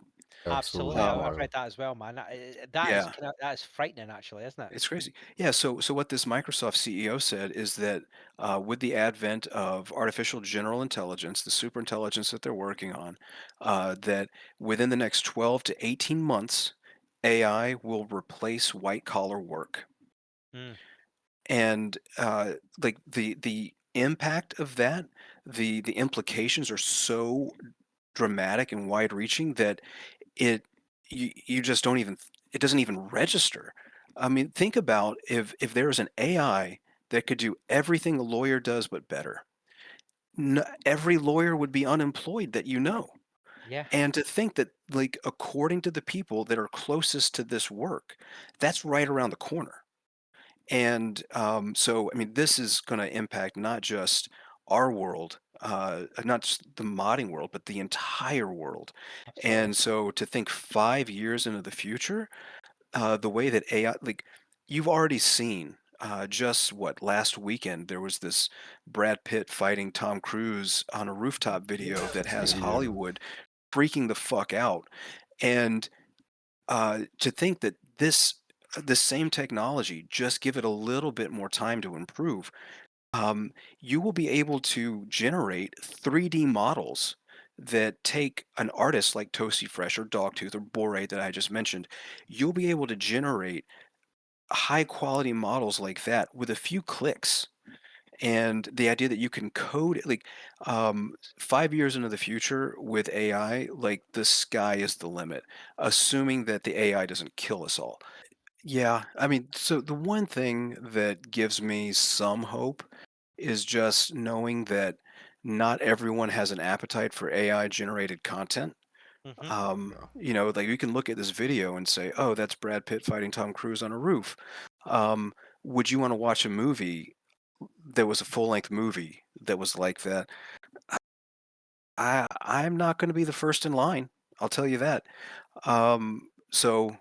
So we'll see. I mean, I think that Um, 5 years is a long time into the future. I mean, 5 years with AI developing the way that it is like asking 50 years if we were 10 years ago, you know? Yeah. Do you think? So Do we you will think? see. Do you think? Do you think we'll get Fallout 5 within 5 years? Jesus Christ. Yeah, I know. Who knows what Bethesda has going on behind the scenes?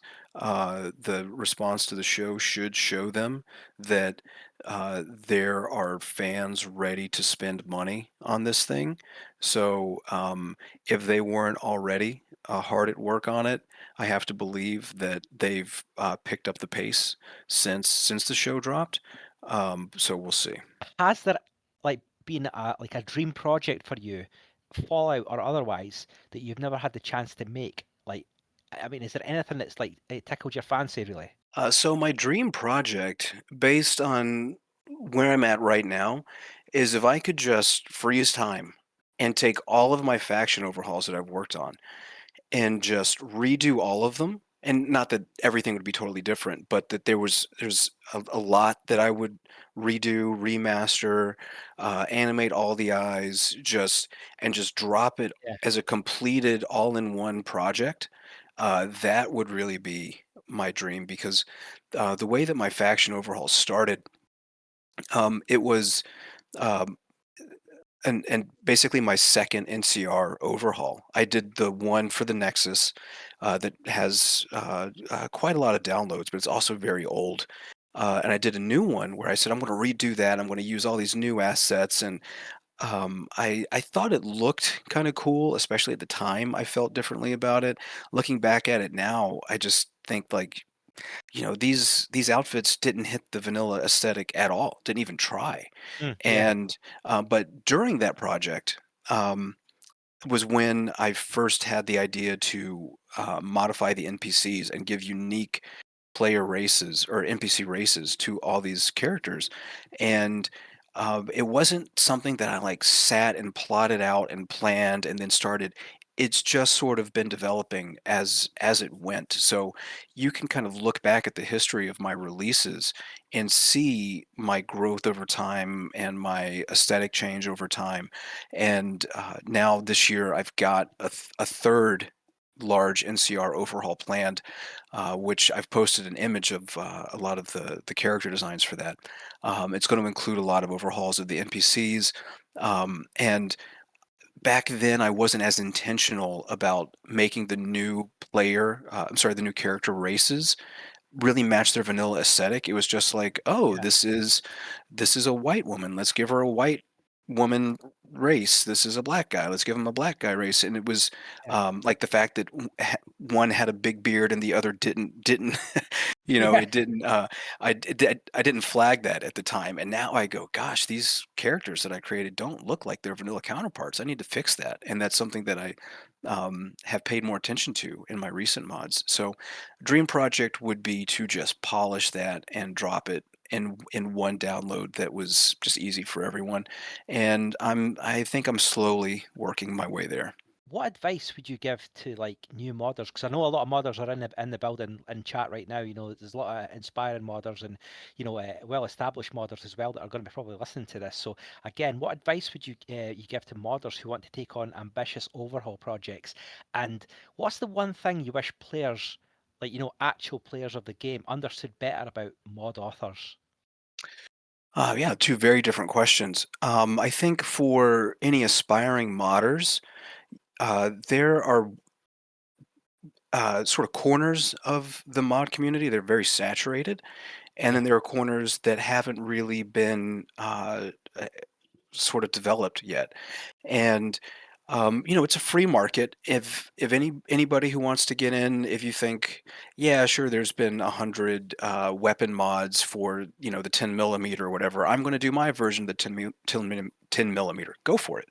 Um, yeah, Dragbody's done an NCR overhaul. I want to do my NCR overhaul. Go for it. But I think that I would advise at least trying to find something that others haven't developed yet and see, like, can you put your mark on developing something that has previously been neglected? Because if you're not doing that, you're going to be going head to head and competing with other mods for attention, and then you're going to have the community yeah, split on should we use ENB, should we use NVR? I think NVR is pretty much won that at this point, but for a while that was a question.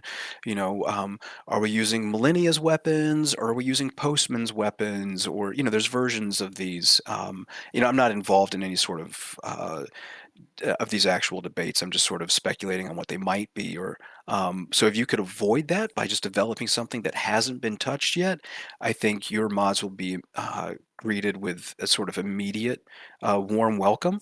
Whereas if you're going to be competing with other mods, it's going to be a little tougher yeah, to make your mark felt.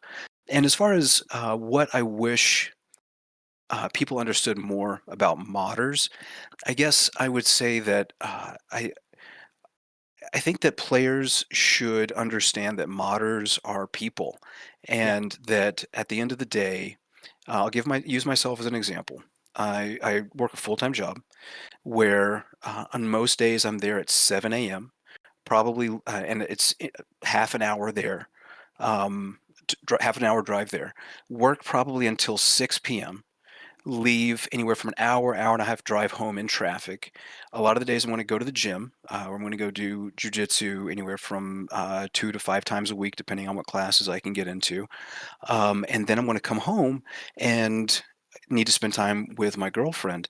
And so the modding that I'm doing is what time I can carve out of my week that isn't taken up by all those things that I just mentioned. yeah, And it's not easy. So like I have to make this a priority because it would be easy to not.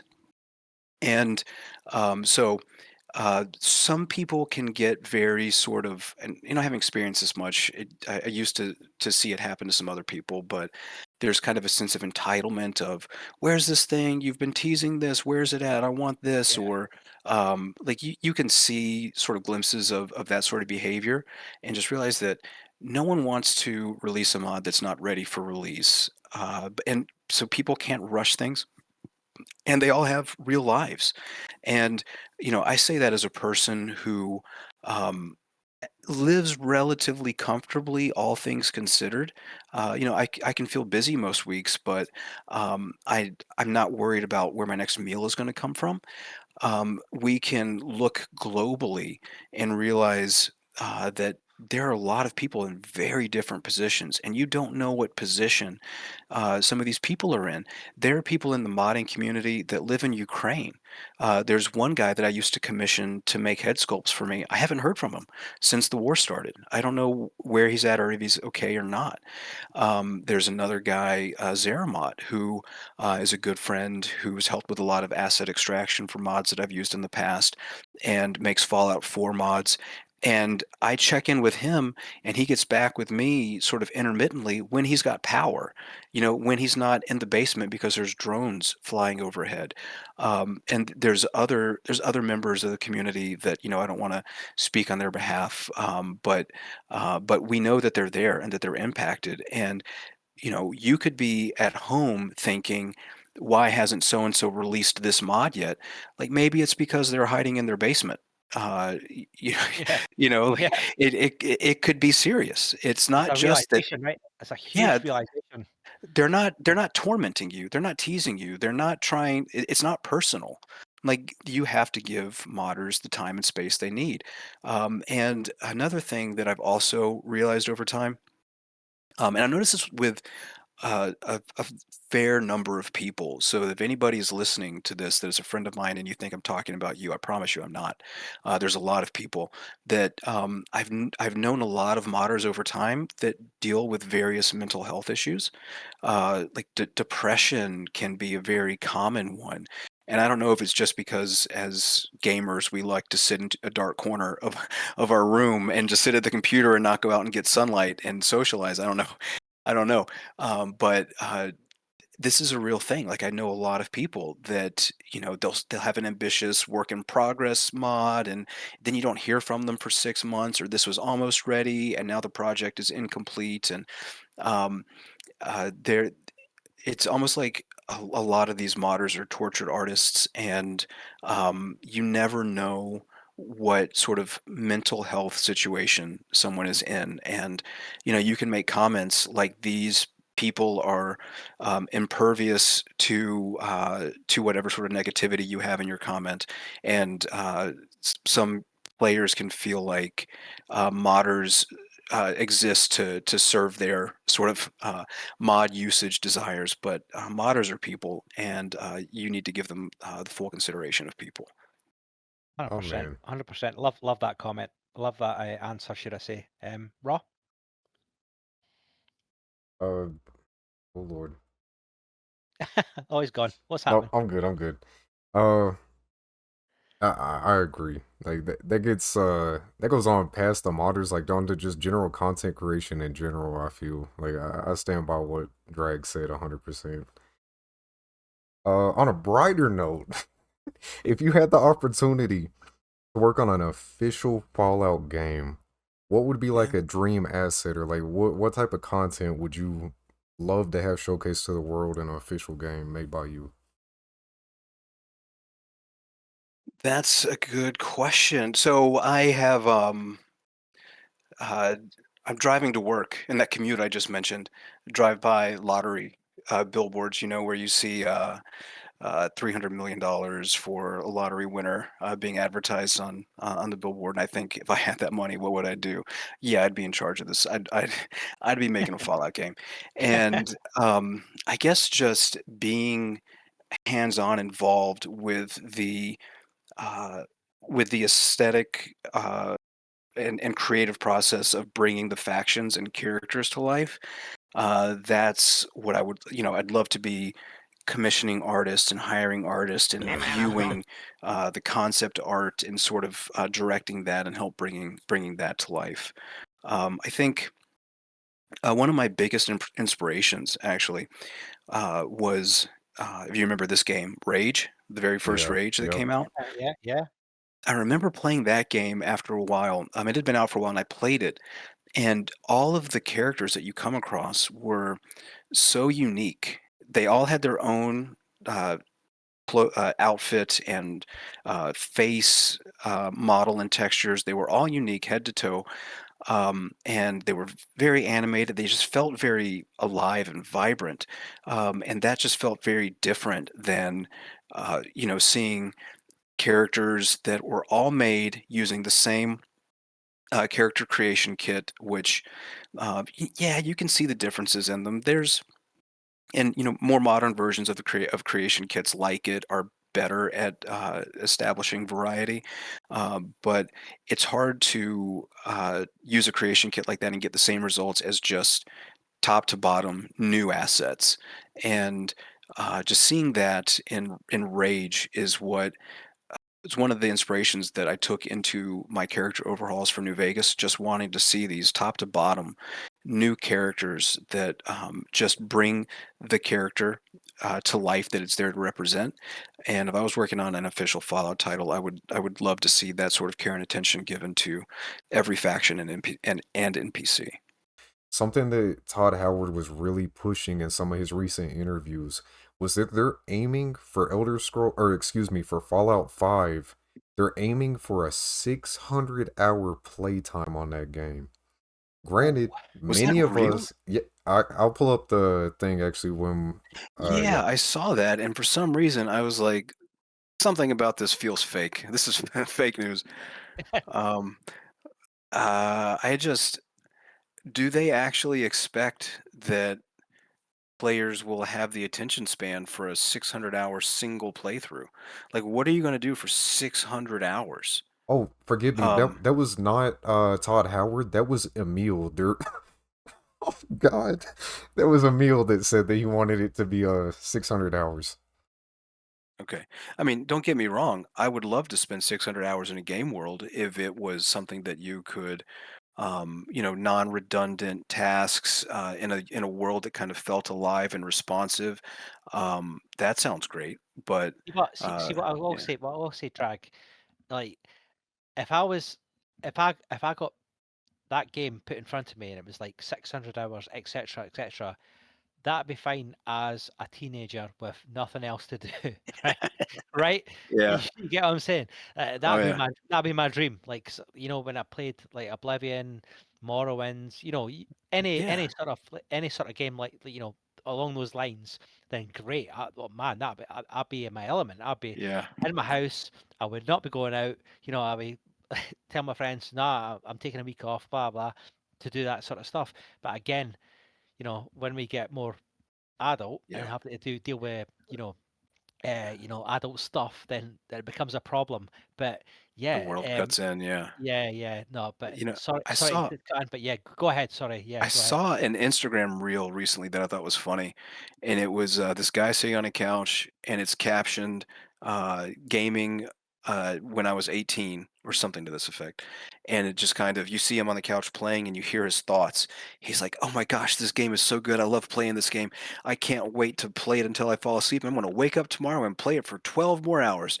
And it's just like so he's very excited, and then he says like playing games in your 30s or whatever, and it says you're a piece of shit, you'll never do anything with your life, you're not going to make any money, you'll always Yeah. right? Yeah, It's yeah, like right. yeah, this is what we have to deal with if you go down a too much of a binge with a game, and real life is there waiting for you. What would you think of a Fallout set in Scotland? Set in Scotland. um well, I'll be honest, I've never been to Scotland, Right? so I mean, in principle, I'm not against it. It's why not? You tell me what cultural aspects could it lean into? What sort of geographic aspects could it lean into? Yeah, as long as the raw material is there to work with, I'm for it. I'm for any new Fallout content as long as it's engaging. I'm thinking, right? So, Scotland is renowned for being very scenic and stuff. It has its Yeah. castles, it has, it has its hills, and but it also has bustling places like, you've got Glasgow, you've got Edinburgh, and they're all like, different places, and I would just, and also, we've got a very unique population, shall we say, right? We've got people that could, be very, very good raiders, very good, like, aggressive people, shall we say, right? Yeah. So I'm thinking that, like, if like there was the Fallout universe was set in Scotland, I think it would be a very good scene, and it'd be a mix, because obviously we've had Fallout London, we've had the Fallout London sort of Yeah, I was gonna mod. say, yeah, it's been Yeah, done. yeah, Do it's it. been done, and Get some folks together. I know I would love that, honestly, like, just to see what it's something that I've not experienced, because you guys have kind of been spoiled with it, because, like, Fallout, you've got Fallout 3, set in Washington, and places like that, places you can relate to. It's got monuments and all that sort of stuff. You've got Mhm. you've got all places that you can relate to. I've not really had a game where I could relate to specific areas. Like, we have the Wallace's Monument, for example. Excuse me. We have Stirling Castle and things like that, and it would be absolutely crazy to see that sort of universe brought to Scotland. With raiders and you could have raider gangs that are Highland warriors. You could have, like, the possibilities are endless. You know what Yeah. I'm saying. My mind's going crazy right now thinking about stuff that could be in there. Totally. Aye, and I just Yeah. wanted to see. I wanted to think, just to see what you thought of it, because it'd be a different, it'd be a switch, wouldn't it, from that sort of the American vibe, to, like, the I would call it the I don't know, the brash version of Scotland, like, that, like, the Yeah. people trying to survive and things like that. Yeah, it would just be really interesting. Well, it was interesting to pose the question and also listen to your answer. Yeah, I think that being able to go and visit the areas that inspired certain locations in a game is Yeah. always very interesting. Raw and I had this opportunity not too Oh long yeah. ago in Las Vegas, going out Yes, to sir.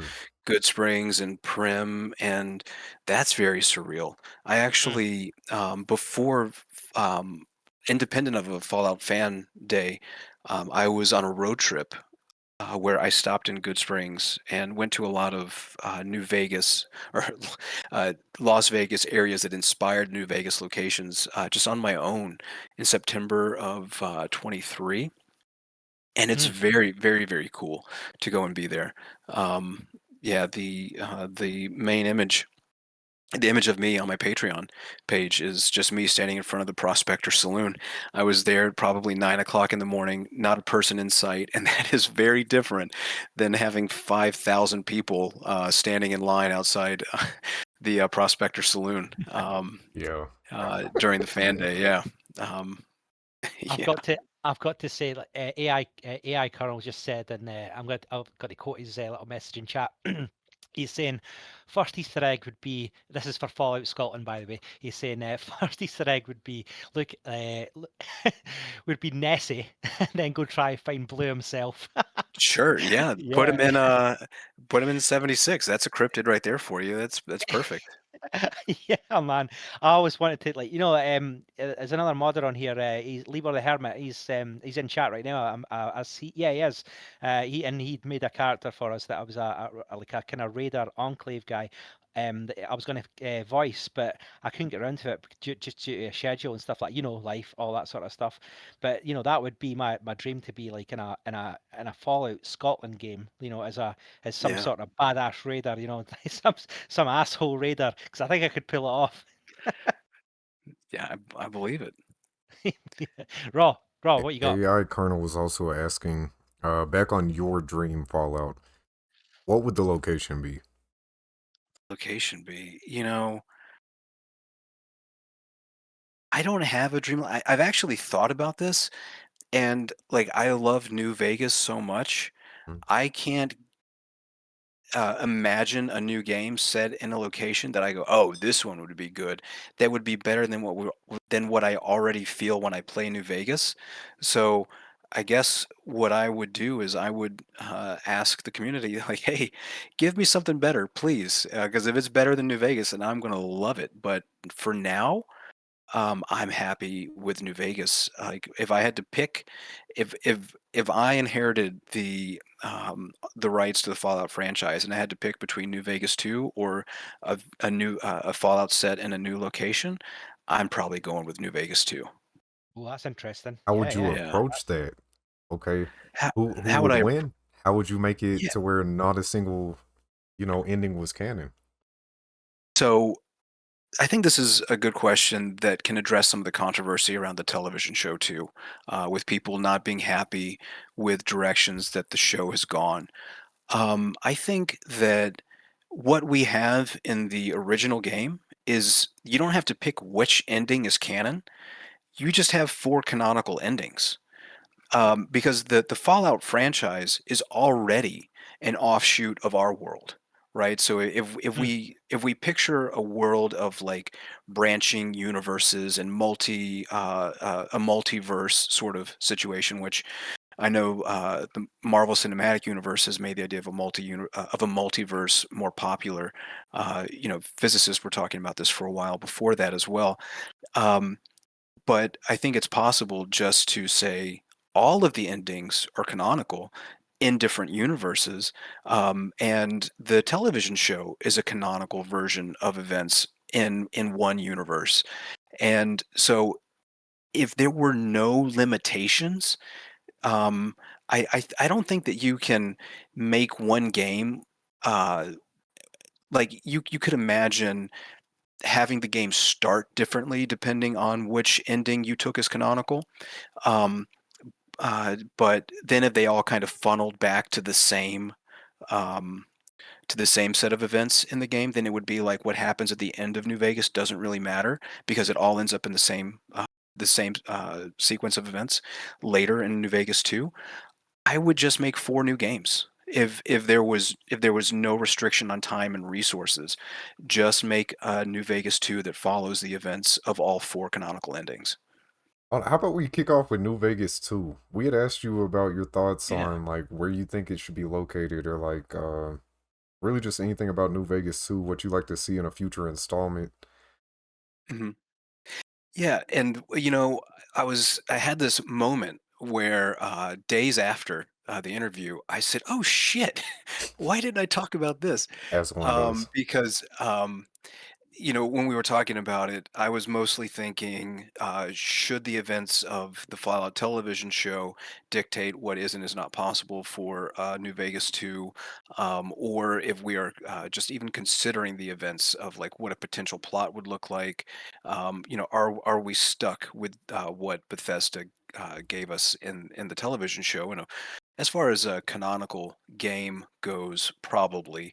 Um, I wouldn't foresee them doing wildly inconsistent things between a game and the show, but there was a thought that I had for a New Vegas sequel that I had kind of developed just on paper. It grew out of a mod idea, and I realized this could be a cool sequel. So uh, in it- last time I said that really the four different possible endings for New Vegas seemed to me like four canonical endings in what you could consider like a multiverse, where you've got just branching worlds and possibilities that exist in reality in parallel worlds. But if we were to take just one, I think that House should win the conflict at the second battle for Hoover Dam, and so that the Legion and the NCR can go back and kind of lick their wounds and recover. But as far as factions that still matter in the area, they still exist. Just House has become stronger, and the sort of theme that I think would be interesting to explore would be something where you see these alliances with the theme of the enemy of my enemy is my friend. Because there's a character in Fallout Tactics called the Calculator, who since I learned about this character, I've never played that game, but the character and the story around it seems like interesting. Like there seems like there's more that could be done with this, and I would love to see a version of the Calculator launching a kind of cyber attack against House, where they're both these like very peculiar, almost super intelligent type computers, with human interfaces controlling these massive robotic armies. And if these two were to get locked in cyber warfare, and then they need foot soldiers. So House can recruit the NCR, the calculator can recruit the Legion, and then they need armies with heavier armor, heavier artillery, and so NCR House recruit the Brotherhood, Legion and Calculator recruit the Enclave remnants. For the sake of the story, something from under the Denver airport. If you've ever heard these conspiracy theories, Yeah. where that there's like a secret bunker under the Denver airport. It could be cool to see like an Enclave presence that comes out of there after DC falls.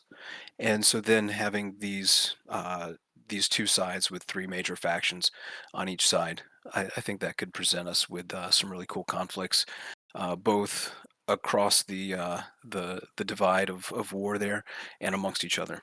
Um, Now, of course, that only deals with the factions that exist already in the game, and I think if you are a developer, you have the distinct advantage of being able to create new ideas and cut things from whole cloth that didn't exist in any previous game entries. So I'm not saying that this idea is like the best possible idea. I'm sure there's plenty of room for creativity and the introduction of new factions and alliances, but just for spitballing a New Vegas 2 idea, that seems like it would be a pretty good one Hey, to me. Well, let me. well, I gotta ask something so real quick. go on, You man. still haven't watched the TV show, have you? No, I haven't. Brother, so much of what you were just talking about lined up with the show. It is crazy. From Is it from right? House to Colorado, like the ending of season. A spoiler alert for anybody in here right now. We will be touching on the show occasionally. The ending of season 2 suggested that season 3 is gonna take place in Colorado. Okay, well that's cool. Like that is wild. Would you bring back the courier, or would you move to a new protagonist? Just out of curiosity.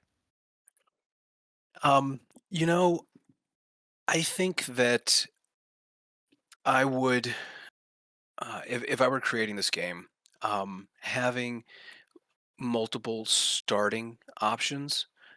Maybe something similar to, we talked about Cyberpunk last time, and Hmm, not that I'm trying to put Cyberpunk on a pedestal, but that you have these sort of three distinct regions. beginnings that you can, Oh, yeah, they, as I recall, they kind of all have a meeting point where after a certain period of time you are then on the same path in the main story. But um, I don't think that I would continue with the courier because uh,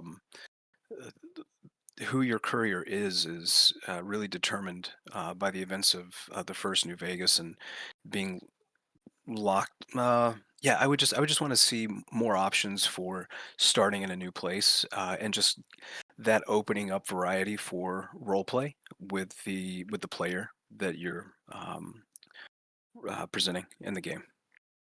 yeah, sure, no, definitely. Yeah. I think it'd be having all that. Well, it's typical Fallout. It's like 'cause there was very like there was so much controversy when the protagonist was voiced in Fallout 4, wasn't there? Do you remember that? I do remember that. Yeah, of course. Jumping right in there and playing it.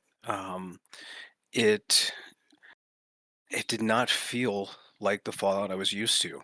Yeah, And it felt like it was supposed to be this sort of elevated cinematic experience, which, from my understanding, and I was in a modding silo for so long that I didn't play a lot of the games that even Fallout 4 is taking inspiration from in this way, but I think it was supposed to be more like the Mass Effect series. yeah, Um, I I didn't. Yeah, I didn't care for that. I think there's a good reason that one of the first mods that came out was really a rebuke of that system. yeah. And I was just thinking as well, in terms of the, in player choice and stuff like that, would your would your sequel, right? Obviously, you've just laid it down the plate for us, but would your sequel double down on player choice, or would you tighten it up on narrative focus? Do you know what I mean by that, right? Would it tighten up on narrative focus? Yeah, would it tighten up on like more, you know, um, would you relate more to like the original New Vegas and take you know, things from that and put it in and restructure it, I guess. Does that make sense? I'm not sure I'm following the question. Um, yeah, I think what I would just focus on is, uh, y- you've got the way that I've structured this idea. And Mm. again, I'm sure there's many ways you could do it in an even more interesting way, but I feel like it takes all of the major players that we've been introduced to, at least in Fallout 3 and New Vegas, and it puts them all on the board at the same time, where there's these alliances of necessity, and then being able to explore um, the there's the Brotherhood and the NCR have this very bitter history. Uh, uh, if you haven't seen the fan animation Sunburst by Sodas, I definitely recommend watching that. It's very cool. Um, do you know what I'm talking about? Have you seen that?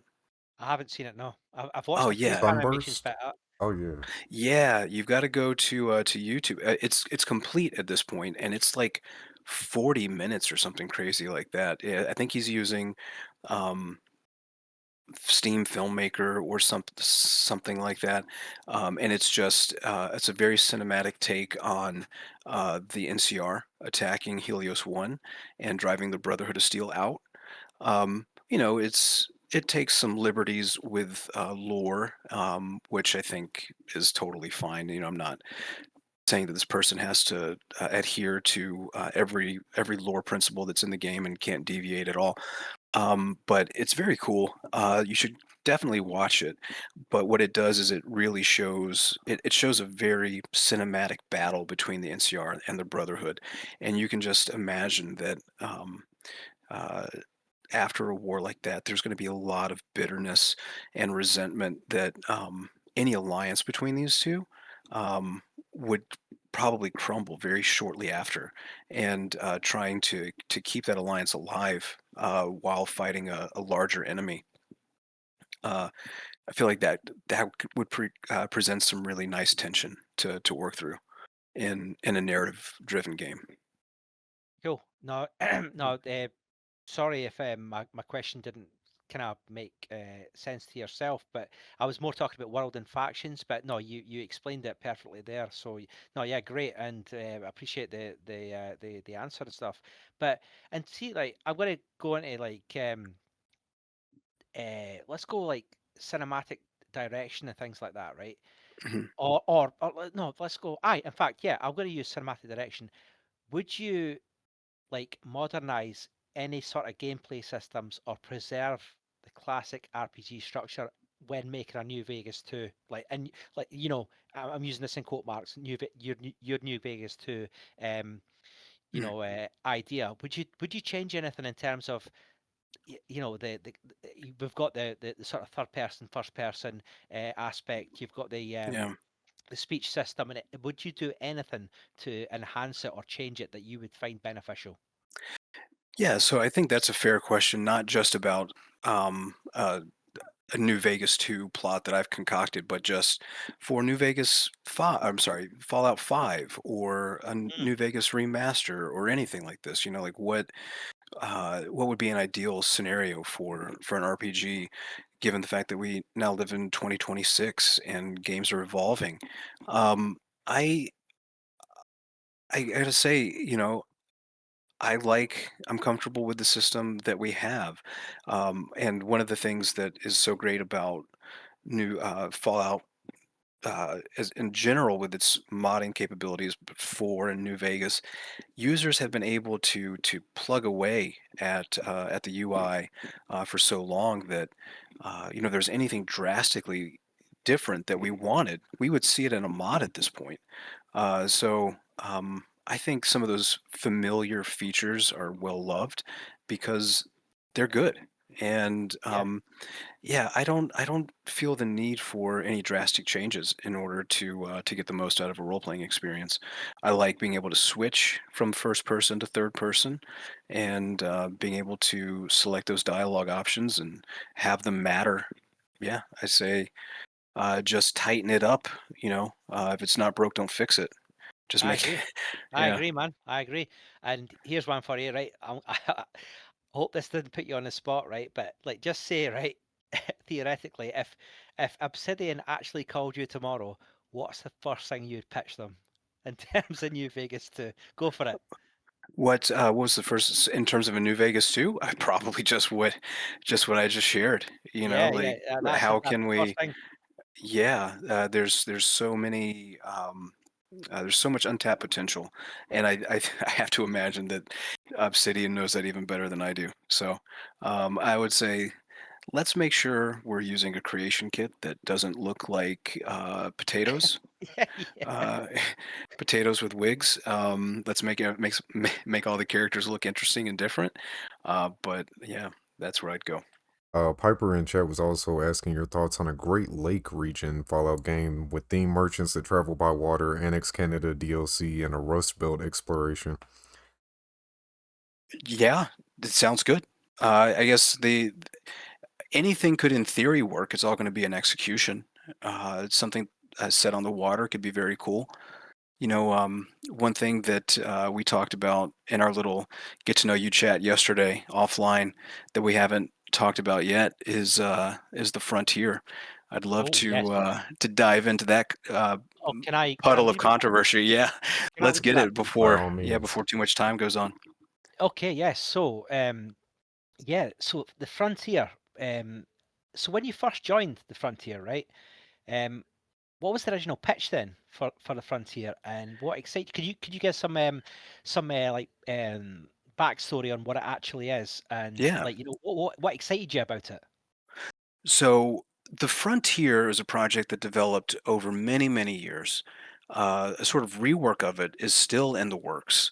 But the original was started by a modder named maybe Next Time. His real name was Andrew. And so Andrew didn't really bring any modding skills to the table. He just talked to people. He had a way of like getting people on board to help him with his ideas and wanted to create videos and generate hype. And so what Andrew did was somehow he pitched an idea of a mod in a snowy environment to Macintrol and got Macintrol to build this snowy world space for him.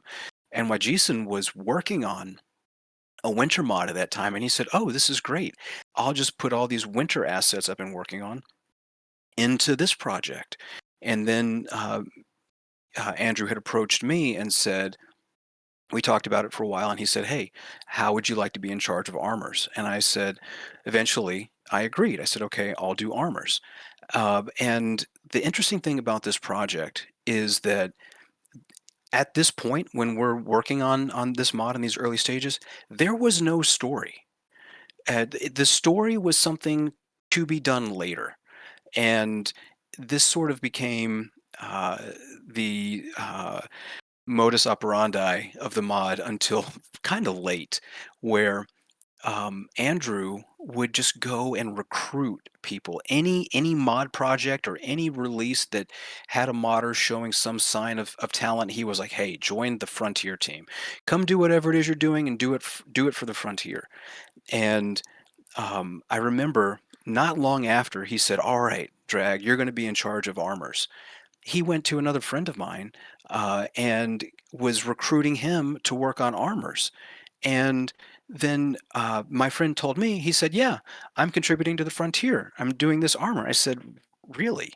I didn't know about that, and I'm in charge of armors." And he said, "Yeah, Andrew basically just told me I could do whatever I wanted and that they would write it in." And so that that was the way this was going. It was a total tail wagging the dog situation where the story was totally secondary and it was just assets being tossed in, and I got sort of alienated from it and disillusioned. I was still friends with a couple people working on it, Jason being one of these people. And so I would, if he ever approached me and said, "Hey, we need this rigged. Can you do this armor? Can you do this creature?" I did a little bit of that kind of stuff on the side for the project. Um, uh, but what ended up happening was at some point they recruited Devil's Wish, and Devil's Wish was the one who was doing all these crazy scripted events like the Vertibird dogfight and like the Legion Walk of Shame. And when Devil's Wish came in, he kind of hijacked the mod because what he was able to do with the story and these scripted events, he could do, and no one else could pick up where he left off. So as a result, he kind of just got to do whatever it was he wanted to do. And it was just Devil's Wish doing what Devil's Wish wanted to do at that point, which is why you have things like going into space and a space station at some point in the mod, Yeah, right? yeah. And I wasn't highly involved in sort of mid to late stages of development of that mod. I do know that eventually they voted Andrew out because he was just there generating hype and wasn't contributing and wasn't really helping. And they brought TG Spy in, and he took over. And somehow he got the mod to release.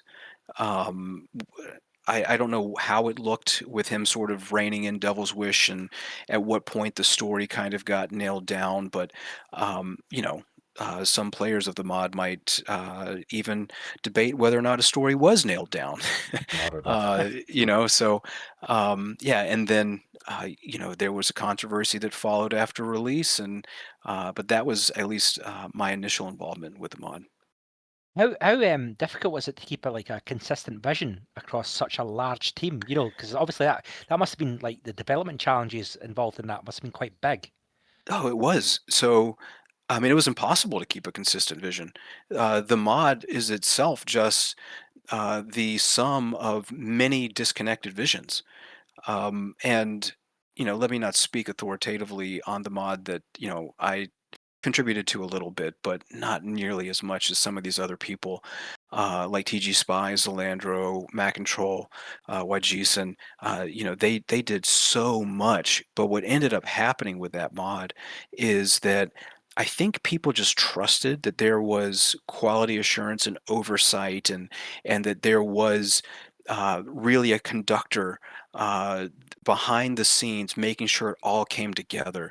And what we found out upon release and when people started playing this is that that wasn't the case, at least not as much as it needed to be, which is where certain things came to light, where there was controversial content, like uh, very controversial sexualized content, things like that. And it was just, it's not like everybody who was working on the mod knew about all that. No one knew. No one knew Yeah. outside, unless you had played an early access version of the mod. You just knew what you contributed. You didn't know what other people were doing, and so you were just trusting that the other contributions from other people were part of a consistent vision. And what we found out was that was not the case, and I felt really bad for some of my friends there, the guys I just mentioned.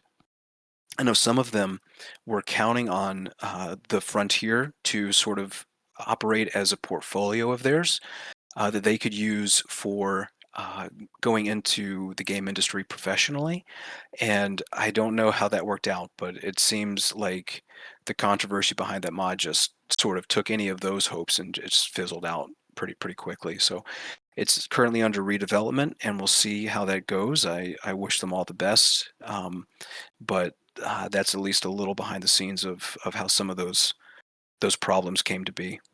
That's it's really interesting that 'cause, like hearing the backstory and stuff like that. But in hindsight, right, I'm just talking about sort of lessons and legacy in Mhm. terms of the frontier. You think anything the frontier team should have done differently? And I mean that again Yeah. positively. Is there anything about like frontier use and that you still feel proud of that gets overlooked? Is there anything like that you could like share with us in terms of that sort of thing? Yeah. So I think that the Frontier did a lot of really amazing things as far as the ways that they were able to push the limitations of the engine. I mean, for anybody who plays it, you can see that uh, there's some really cool stuff happening in there. There's some really Yes. nice assets, some new creatures. There's a lot of things that the people who contributed them should be proud of. Some of the world building, uh, some of the scripting. Like, I don't see any vanilla developers scripting a vertibird dogfight. Yeah, At least not in this old engine. But what I wish, and this is general advice that I would give to anybody, especially if you're working on a quest mod, is that approach that Andrew took at the beginning is just poison of uh, let's just get some cool stuff and we'll write it in. The story can come later. Like, if you're gonna make a quest mod, you need to have a story that deserves to be told. And then all the work that you do after is being done to bring the story to life, yeah, because it was a definite tail wagging the dog situation, and the mod suffered as a result of it.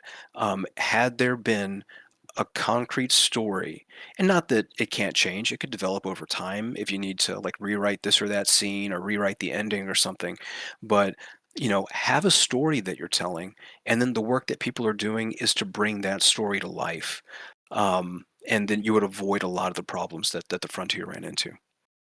sure. No, appreciate again the honesty of the answer and stuff like that, and it's a great insight into the development and how the team operated itself. Yeah, really really fascinating, mate. We got a question from Mr. Patty Dunn did it. When working on the Long 15, was there a noticeable difference between when you worked on the Frontier?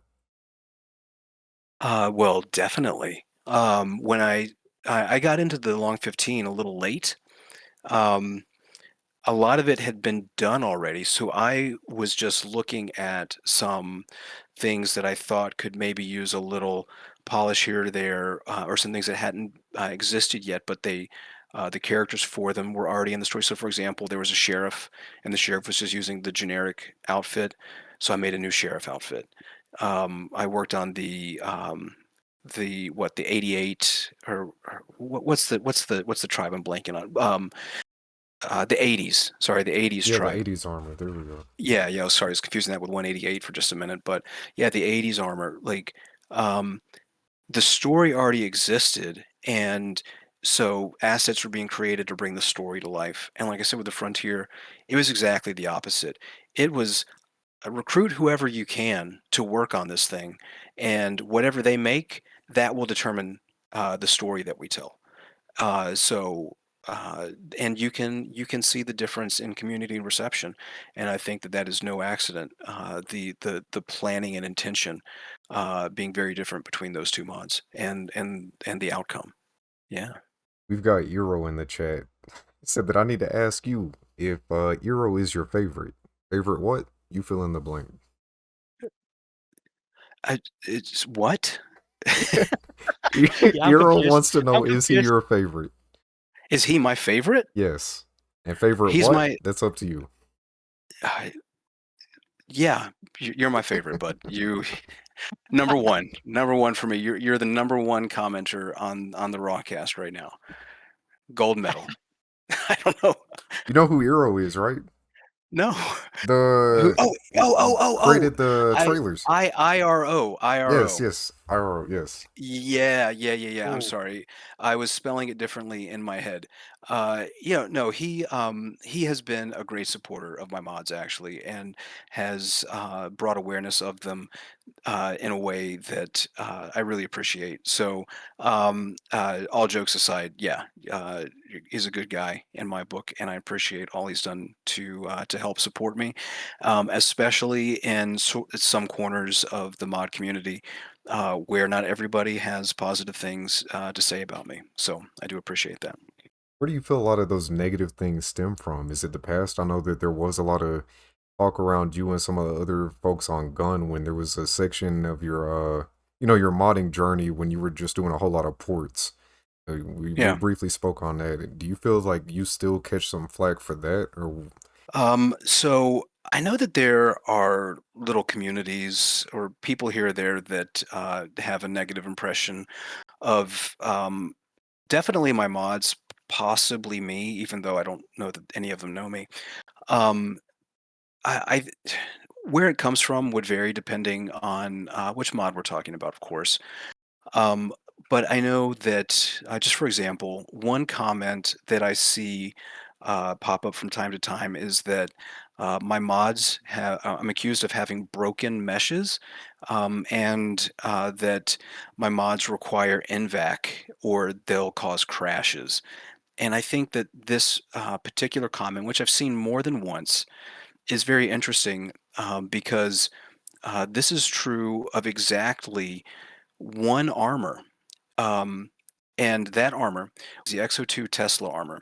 And this was my friend Hermit took the Fallout 4 power armors that I had done, and he was sort of putting them all into a slightly new version of the mod. And he reached out to YGSon and said, "Hey, can you give me some Tesla effects on this armor?"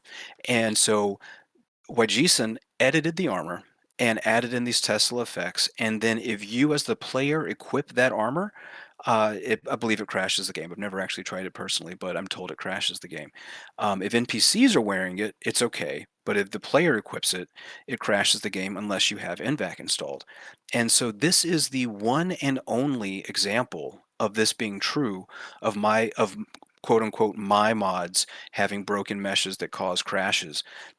It's true of one armor that I didn't make and a mod I didn't release, but somehow the community understands that I have broken meshes that cause crashes.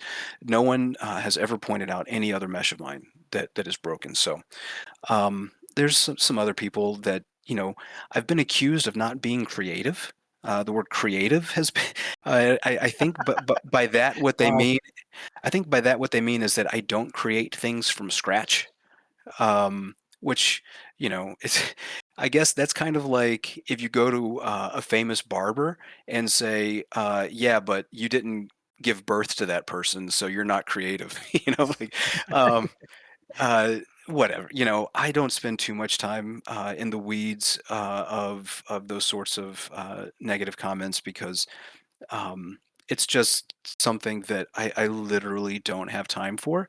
It can take the wind out of your sails and just stop the sort of modding and creative process entirely. And so people are going to say whatever negative things they're going to say, and I just want to move on, and I want to be a part of a community that supports each other and is uplifting. And I really don't have time or space for the negativity.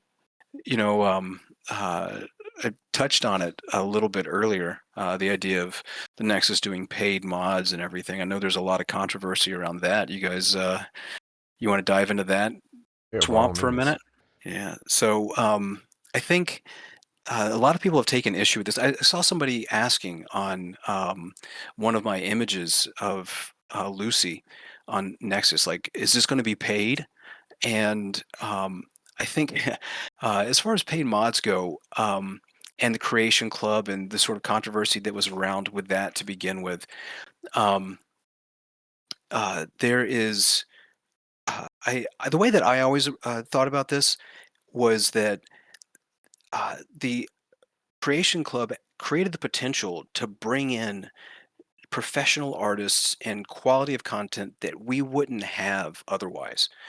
So I don't know if Creation Club has ever grown into what Bethesda wanted it to be, and I don't know what these people are getting in terms of compensation for their mods, or their creations, I should say. But let's just say that they get 10%. Let's say it costs $5 to download something, and they get 50 cents. I don't know if that's high or low or what, but it's just approximate it, and say. Um, you have a $5 creation. You're getting 50 cents for that, and 1,000 people download it. You know, that's $500 that you've just made. Um, if 10,000 people download, if 100,000 people download it, and so I think that having this capability for financial compensation to bring people in is huge. What I think a lot of people rightfully took issue with is mods that would have been created anyway and would have been released for free. Well, now there's a framework being created for them to be charged for instead. And that I understand being different. So I think there's a large difference between mods that would not have existed if not for a system allowing the creators to be compensated financially versus those things that you would have gotten for free if not for this system. So I definitely understand that. I also know that there are a lot of younger creators that are in a situation where they're trying to get into professional work, and they are looking for jobs, and they have donations open as a way of they don't have a full-time job. They might still be looking for work. They're trying to get into the gaming industry, and Yeah. that I think is a lot different. And supporting those people is a lot different than somebody who, like I said, would have released something for free, but they just decided to charge you for it instead. As somebody who has a Patreon, what I can say is that, well, for one, I support a lot of other creators, and there is also a lot of work that I'm doing where I've commissioned other artists, and I'm able to commission these artists to create new content based on the funds that are coming in through my Patreon. These are not funds that I'm just using to pad my own pockets, but I'm taking a lot of it and turning it around, and I'm able to create new mods that would not have existed if not for these donations. So, for example, I've commissioned some texture work recently. The Joshua Graham model that I released not long ago. I don't want to say certain amounts because I don't want to reveal what people charged me because it might not be what they would charge somebody else for something new. But well, I can speak very generally and just let you know that I'm well into four figures for what I've invested into what's coming out in NVI. Oh, So wow. if that, yeah, and so it's been building for a long time. So as far as paid mods go, you're not just paying to uh, you know put money in somebody's pocket. At least for me, you're crowdsourcing new content that wouldn't exist otherwise, and I think that makes a big difference too. Yeah, I did just drop some leather armors in there. Now this is from the Old World add-on project. Bale did most of the work on this, converting this armor. I did most of the bone weights, but he did a lot of the conversion and the texture work and some really cool optimization. But there have been a lot of iterations of the leather armor, and I think this one is just by far the best. I think one of the cool things that the new Vegas Indiction project that we're working on, what it's going to do is uh, when I wonder if I even said this last time. When you're playing the game, uh, putting a metal armor or a leather armor or a combat armor, it's just they're kind of the same old boring models, and we download mods so you can get a cool modded armor, right? The question is not like, are you using any mods, but like, what modded armor are you using for your courier? This project that we're working on, it should make it such that you can put on some of the in-game armors that are otherwise familiar, like the leather armors, like the metal armors, and they're going to look cool. They're going to be worthy of your courier wearing without being the same old boring low quality assets. So that's one of the reasons I'm really looking forward to this project. The armor looks incredible. You've got a lot of people excited for it, and some guy giving you a shout for the use of the Legion armor in his latest mod. What mod of yours was the biggest technical headache to complete? Was that probably it, or was there another one that really sticks out for you? The biggest technical headache to complete. Yeah. So there have been some just recently actually. I did a version of the tunnelers, and what I used was a model of a reptile skin from the most recent Mortal Kombat game, and sort of Oh wow! edited, Right. yeah, I edited that down to be a tunneler, and that took me probably 3 days Really. of solid work. Yeah. And 3 days is a lot when it's consistent work and a process that I'm very familiar with. So that was technically challenging. A lot of my mods at this point, it's sort of like I've got the process sort of on repeat. Right now, I'm working on a mod that was announced back on the New Vegas anniversary. It's called New Vegas Indiction. I'm doing it with my friend Bale. And one of the Cool. things that's technically challenging about this is that we are just trying to make it as clean and Bale is really great at optimization, just making it as vanilla friendly as possible, and Mm, just like stepping up the aesthetics so that it feels modern, while having as small of a performance, as small of an impact on performance as possible, but yet maintaining that high quality. And so we're putting in a lot of work on that mod, and there's some really cool stuff in it that I really look forward to sharing. But that is definitely also a technical challenge. Speaking of, again, technical process and stuff, you've obviously clearly worked with meshes, textures, rigging, and ports and stuff like that, clearly. But what part of the process or pipeline do you enjoy the most, and what one, like, and this, I'm aiming this towards, obviously modders that are listening in here. Like, so what Mhm. part of the pipeline do you enjoy the most, and what do you dread? Is there anything that you actually dread when you're creating these meshes, textures, and things like that? Yeah. So the part that I like the most, I think, is the bone weighting.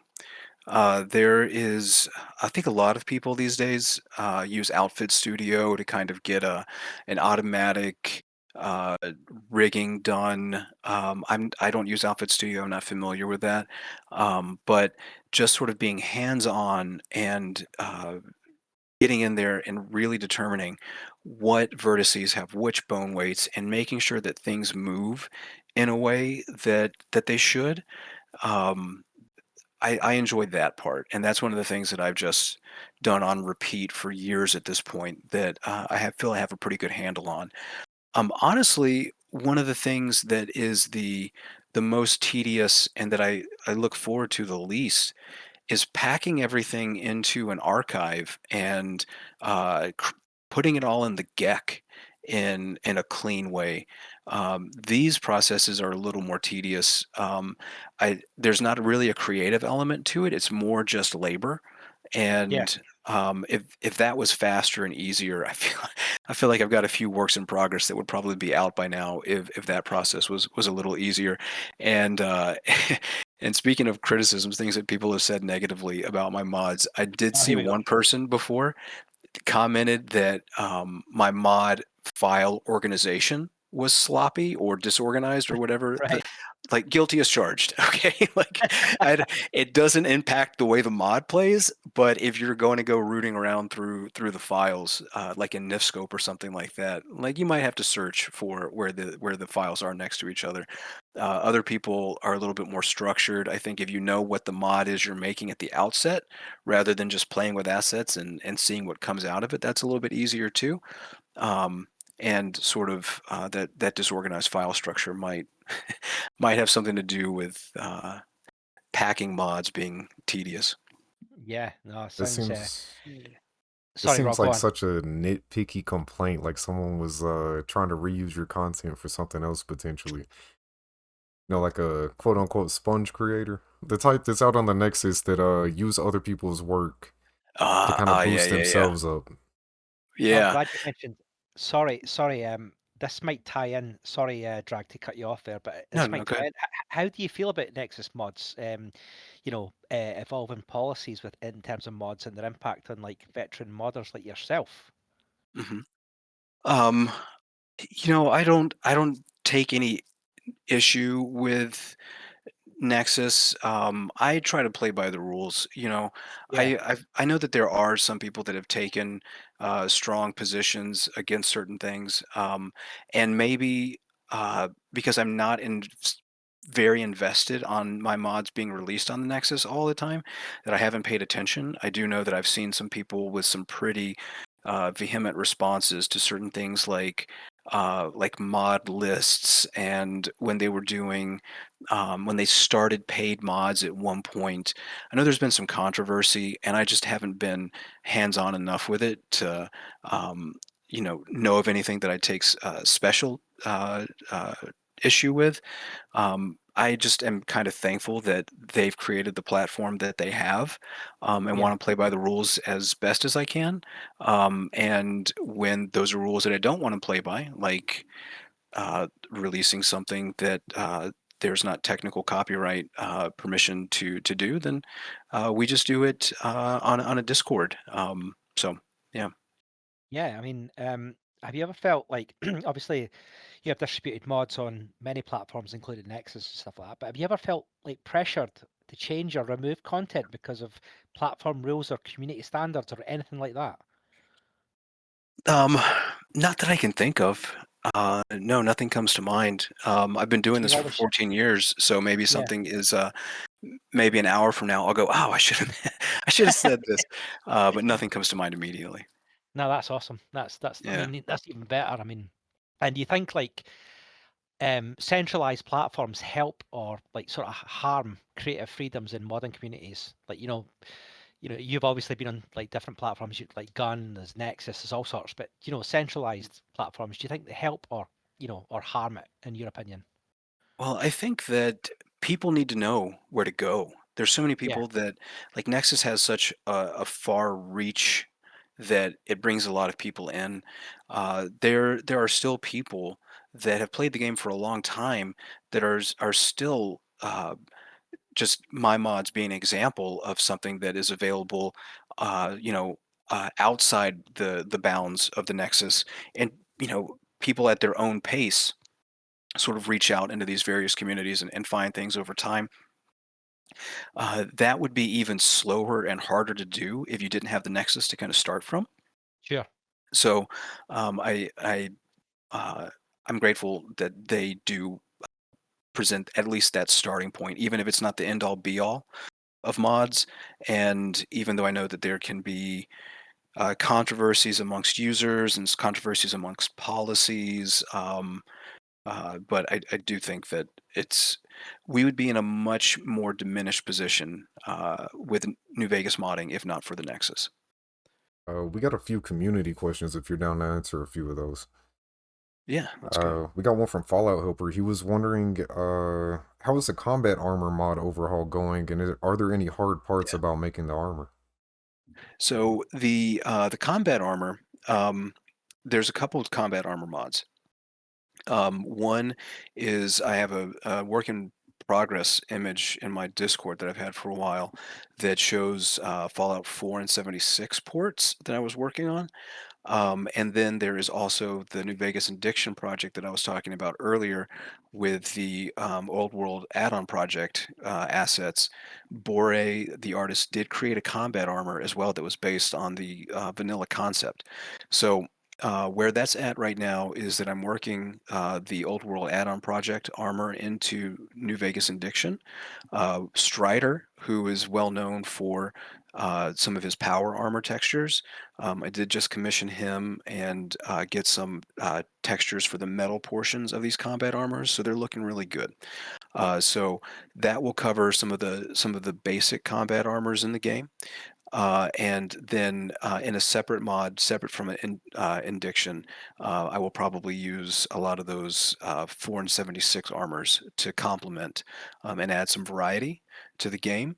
Um, and it's interesting. It's not part of the question, but just looking at other mods that have also touched on combat armor, it's tough because I hate to feel like I'm conflicting with other well-made and well-liked mods.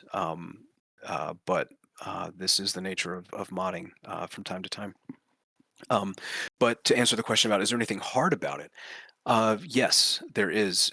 So if you look at the combat armor, if you just pull up the basic New Vegas and Fallout 3 combat armor, and you look at it, it's this metal armor over a shirt, basically, and it's very kind of ambiguous as to what the material is. And so to try to recreate a version of this that is higher quality, higher detail, so that when you're looking at it, it looks like an actual shirt rather than just some green fabric, right? Or some actual pants with pockets. Um, Taking what is a sort of uh, loosely defined, lower quality asset and bringing it to life in a way that is much more discrete in terms of its features and qualities, that interpretation process can be difficult, and that process is actually what held me up because I wasn't quite happy with the under armors for the combat armors, and so that's where my work in progress for that got held up for a while. But making progress with the New Vegas addiction component of it. Awesome. We got one from Patty Dunn Did It. For New Vegas getting remastered, would you be interested if they made characters look like their concept art, or do you think the characters are too ingrained as they are in the 3D space in the final release? Um, no, so if you look at my body of work for the NPC overhauls, I think that the concept art is much more individualized. So I definitely think that um, concept art having discrete features for each individual, you should go in that direction. The creation kit, the way that it existed, was so limiting, and there's often questions about the way that characters were even implemented in the vanilla game. So I think use use the vanilla as a reference, but it's not the final. It doesn't have final say in what a character should look like in a remaster. And that's the same approach that I take in my overhauls, as well as for what I would want to see in a remaster. And currently, the last one comes from Umbrella Corps. When it comes to news of remasters, is there a way to prep for that? And if so, how? For example, how did mod teams handle it with Fallout 4 getting a next gen update that ruined Fallout London? I don't know if there's a way to prep for it because right now everybody's like rumoring over the a shadow drop. I think the way to prep for it is just keep doing what you're doing.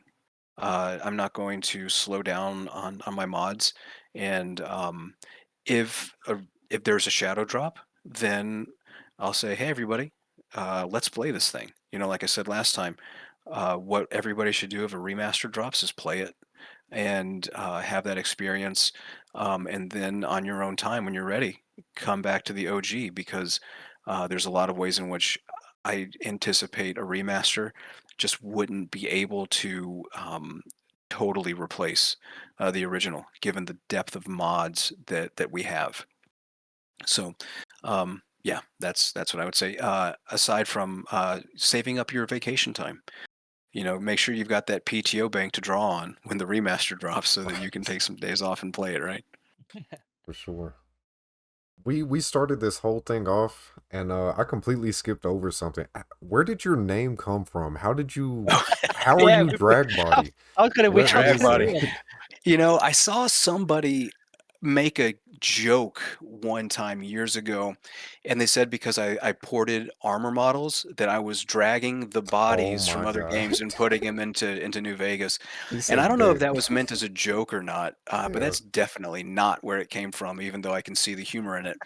Um, my name came from I was playing Halo 1 on the original Xbox back probably 2001, something like that, uh, shortly whenever the original Halo came out. And when you played that game, you needed to put in, I think it was something like 11 characters that you could pick that you could use to make your player name. Mm. And I had a group of friends, and we would get together and do LAN parties, and we would just, you know, this is back before Xbox Live even existed, and we're playing from one room to another with, you know, with a router in the middle of an apartment, Oh mate, they and were the just days. They were the days. yeah, those were the days, right? I Did it remember in college. Yeah, go on. packing up a TV and an Xbox and driving it to somebody to go like have a competitive match against another four-person team or something. Yeah. These were the freaking days, bro. Um, but there was a band like a Florida hardcore band called Dragbody, and I didn't. They were in a genre of music I liked, even though I didn't really care for that band in particular. I never really listened to them, but I liked the name, and so I just used it as my name playing Halo. And a few years later, when I got into uh, modding, I needed to pick a screen name, and so I just stuck with Dragbody. And so that's all. It's just a name that came from my Halo 1 days. Well, I tell you right now, well, just to let you know, I love my music, love my live music, so I will be checking out Dragbody. No, I'm saying don't. I didn't like them. You I didn't can like- recommend.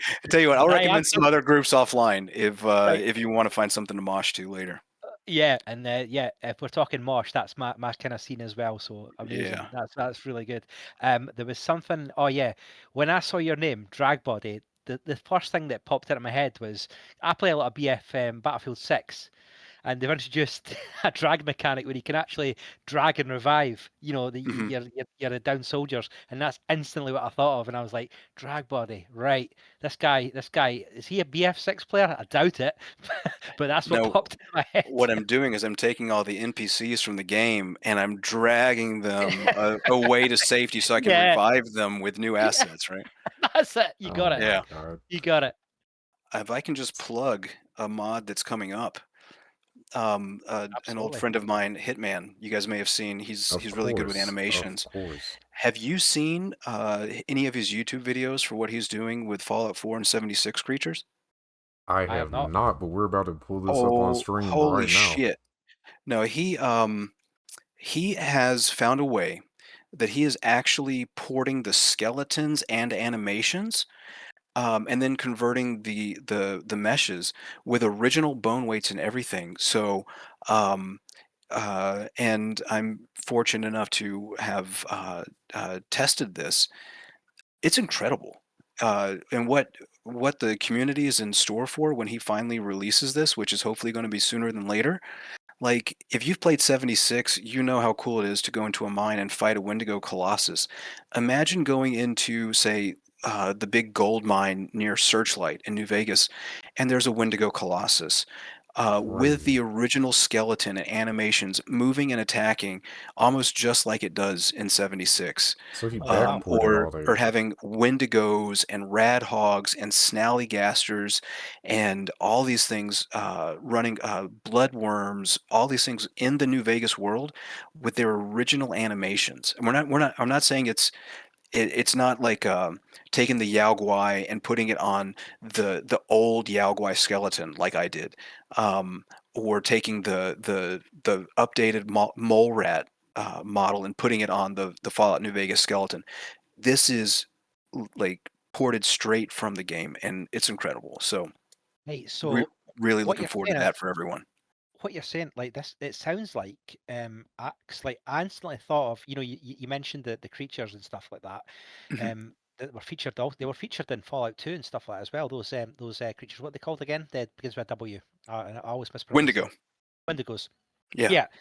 So there was a limitation on the Fallout engine for Fallout 3 and Fallout 4, and I'm pretty sure well, I think you will be aware of it. Do you remember the floaters that were in Fallout 1? Like those sort of worm creatures that would like they were accompanied by senators, right? So it's like they were basically super mutant pets, and yeah. apparently these things couldn't be animated because of the bone structure and stuff, so they were left out of Fallout 3 and 4. But it sounds like Mm. this guy could potentially include them in like future mods, which for me is that's a win. Yeah, I'm not sure exactly what you're talking about. I do know that he ran into an issue with something like that with the Scorch Beast. Right. So the Scorch Beast is flying, right? And due to the way the New Vegas engine works, even though the animations have it up in the air, it's still registering as a creature that's on the ground. So you could just have something on the ground, just like swinging at the air, and it's registering as being, I think, a hit on this Scorch Beast. So Oh, for okay. that reason, there are certain limitations. Not everything can be brought over, but if we're talking about just a worm crawling around on the ground, yeah, definitely the bloodworm from the Fallout 4 DLC. It's in the one of the dry lakes, and you can go and it'll jump at you and it's crawling on the ground. It's amazing. The creature I'm talking about in particular is called a floater, right? And it's like it's how do I describe it? It's like an upright worm. The It's floater. yeah, Yeah, yeah, yeah. you know what I'm So talking about, right? On screen.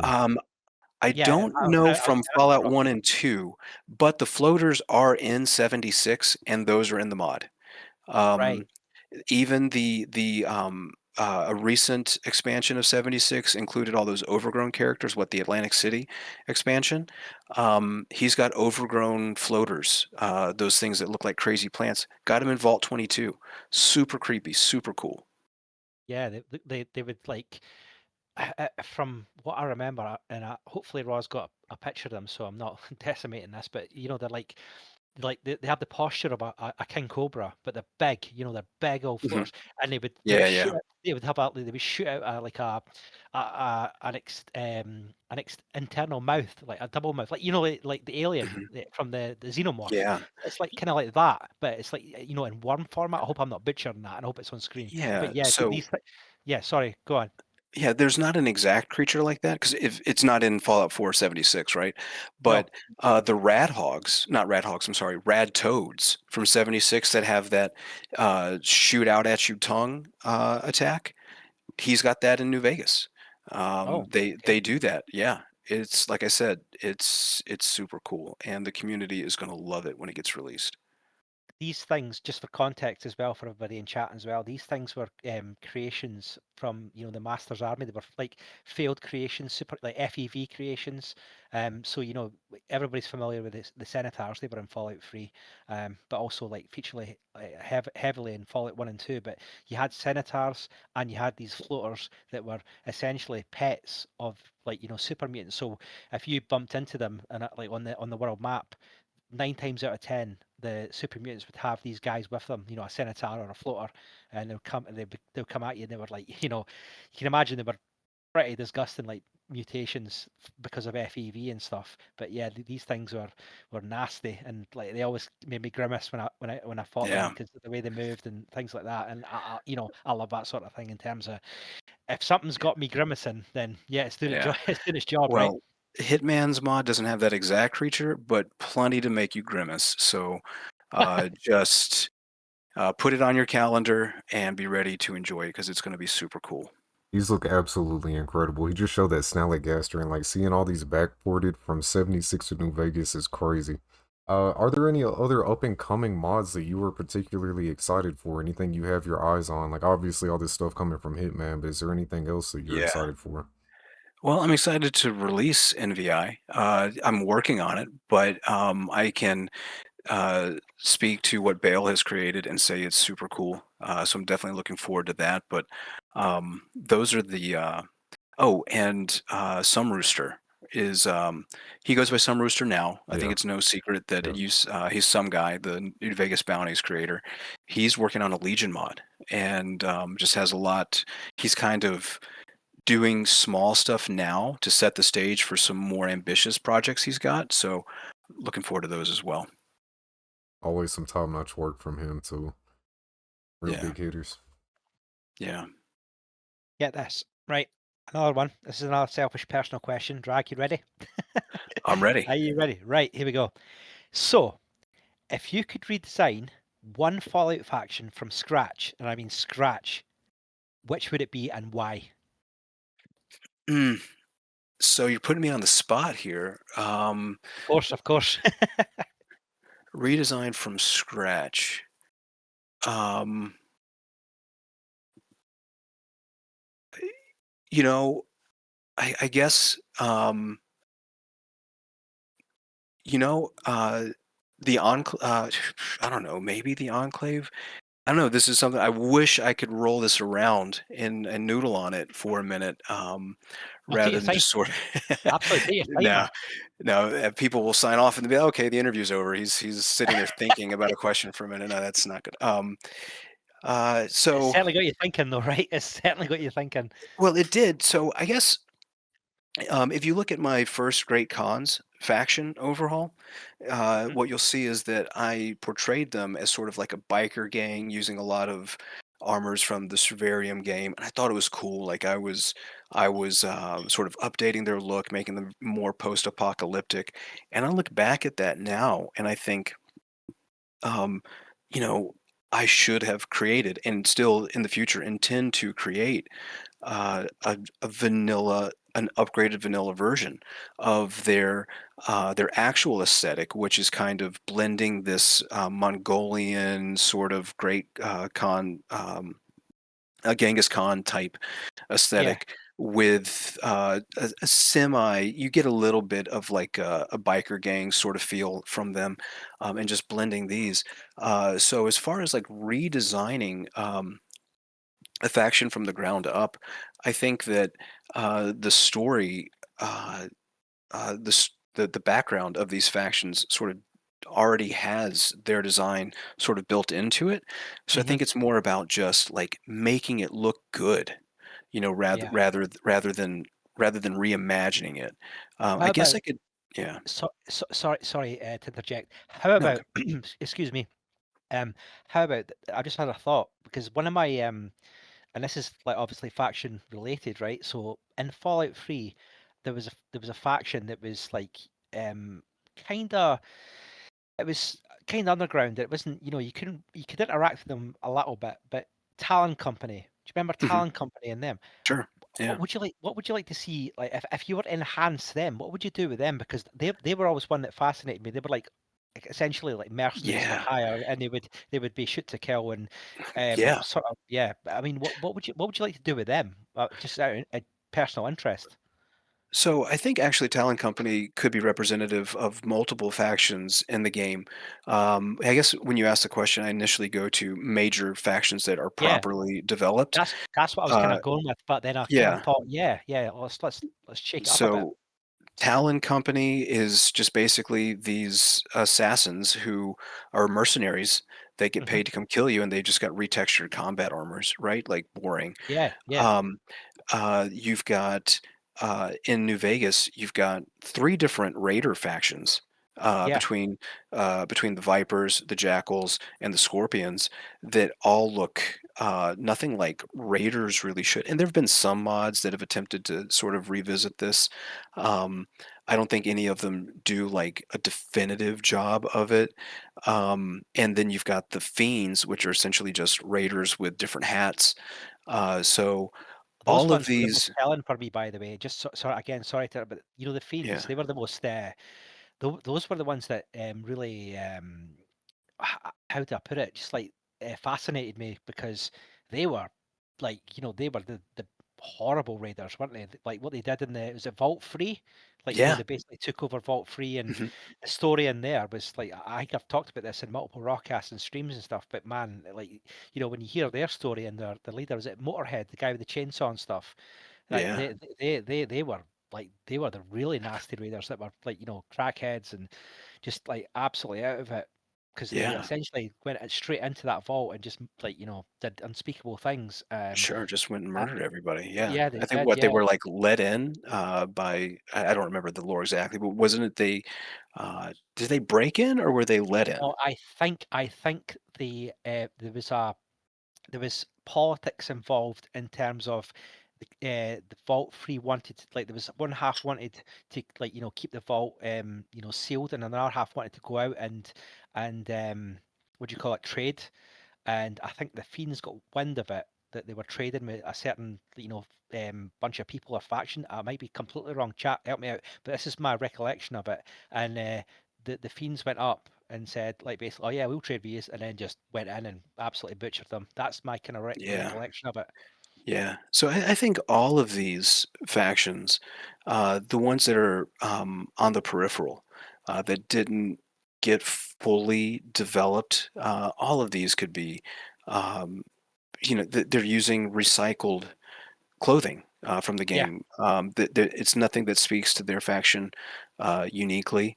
All of these different factions have the opportunity. They have the room to be yeah, redesigned from the ground up for sure. To tell their story better. yeah. Yeah. Is there anything that you've played, like any other modern games that you've played, where an asset or a character or something has made you go, I wish this was in Vegas? Of course. So you mentioned Rage 2 earlier, and Mm, the same developer created that the Mad Max game, great, and great game. um, yeah. So both of those games, I'm not one for driving cars around, But both of those games, driving the cars was kind of fun, and the world looked great. And going into some of these towns and the combat was fun. Yeah. And Mad Max was another game where the NPCs were very unique and vibrant. And getting outside, I mentioned Cyberpunk earlier. That game was so fun because you could go be in the outskirts in the desert and Mm. then go drive into just the vibrance of the inner city with the neon lights and the music and the crowds and like could you imagine a New Vegas that was made in the Oh, cyberpunk world using oh cyberpunk Oh wow. my assets, all God, of bro. that? Jeez. Like it would blow your Oh, socks off. oh, Yeah, That leads me bro, to a you've follow-up got so. question that we've talked about multiple times with other people. If there yeah. was a company as they stand right now, they like a different publisher, different producer that you could have make the next Fallout game, who would be your ideal candidate for Fallout 5? Larian, Larian. You know, I have been so siloed off in a modding world where I haven't branched out to play as many games as maybe some others have. So I might Fair. not have a wildly informed opinion on this, but CD Projekt Red, Yeah. just based on my experience of playing Cyberpunk, seems like a good candidate. You know, you can make whatever qualifications you want to make about the bugs on release and you know, Yeah, would this just be Bethesda 2.0? Maybe, but let's just assume for the sake of argument that that could all be mitigated.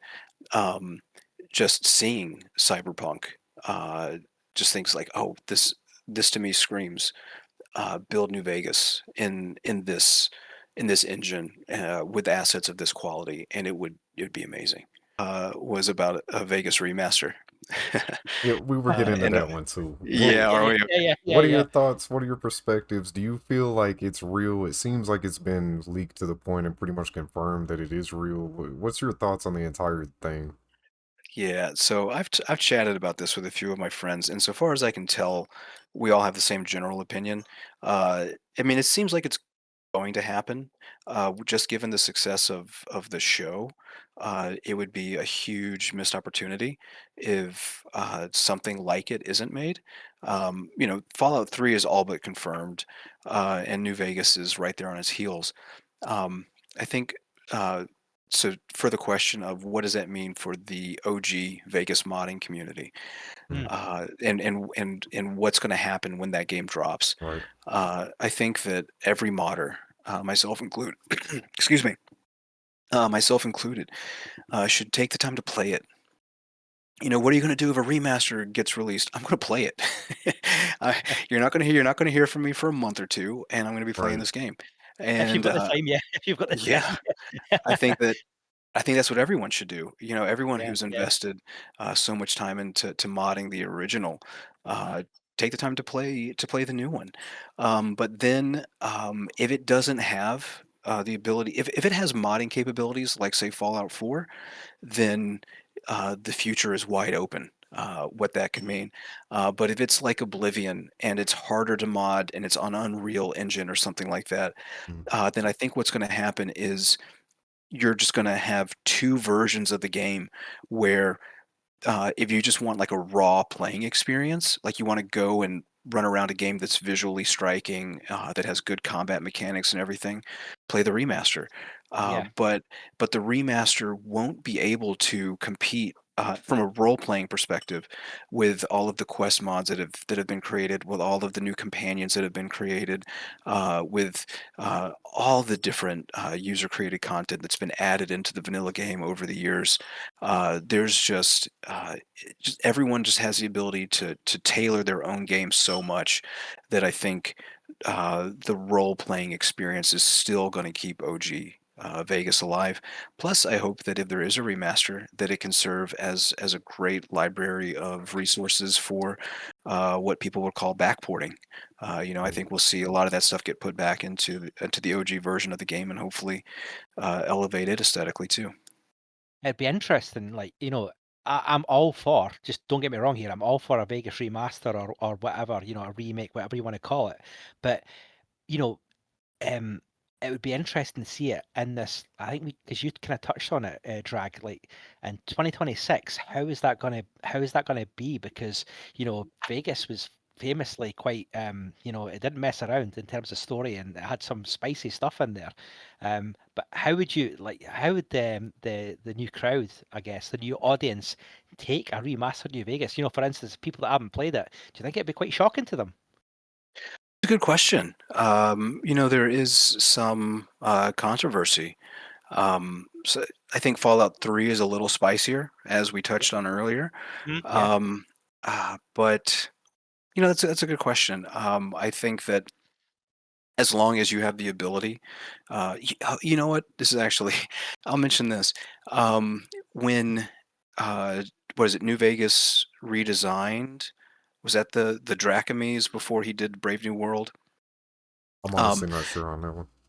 I'm yeah, not I sure. think I think he did like 3 versions of this, and I was chatting with him, and at one point he was asking for help, doing certain things, and uh, one of the things he was doing was taking some of these people that are captive. They're essentially like being held in slave pens, and making them look beat up. Like adding blood to them and whatever. And Yeah, I was in a situation where a living situation with a roommate at that time that would have taken major issue with that. And, aside from my own personal feelings on it, and I thought, if I contribute to a mod that is enhancing the appearance of abused women, like what, I could have my roommate get so mad at me that they could kick me out of yeah, of the sure. apartment. Yeah, yeah. Like this would be highly problematic. And I the community is going to be divided on that. I it's just controversial in general. GTA 6 is coming out sometime this year, I believe.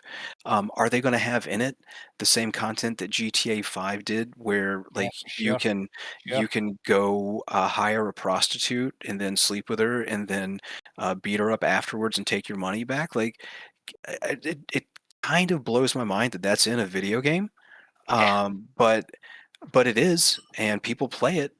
People spend a lot of money on it, and so luckily that is not a controversy that I have to settle. The So thing is, we right? yeah. Sorry to cut you off, but the thing No, go is, ahead. right? I think I think this is a pertinent point because you know, y- y- um, you like you said that you risked offending, your friend and stuff like that by implementing certain things, but Mhm.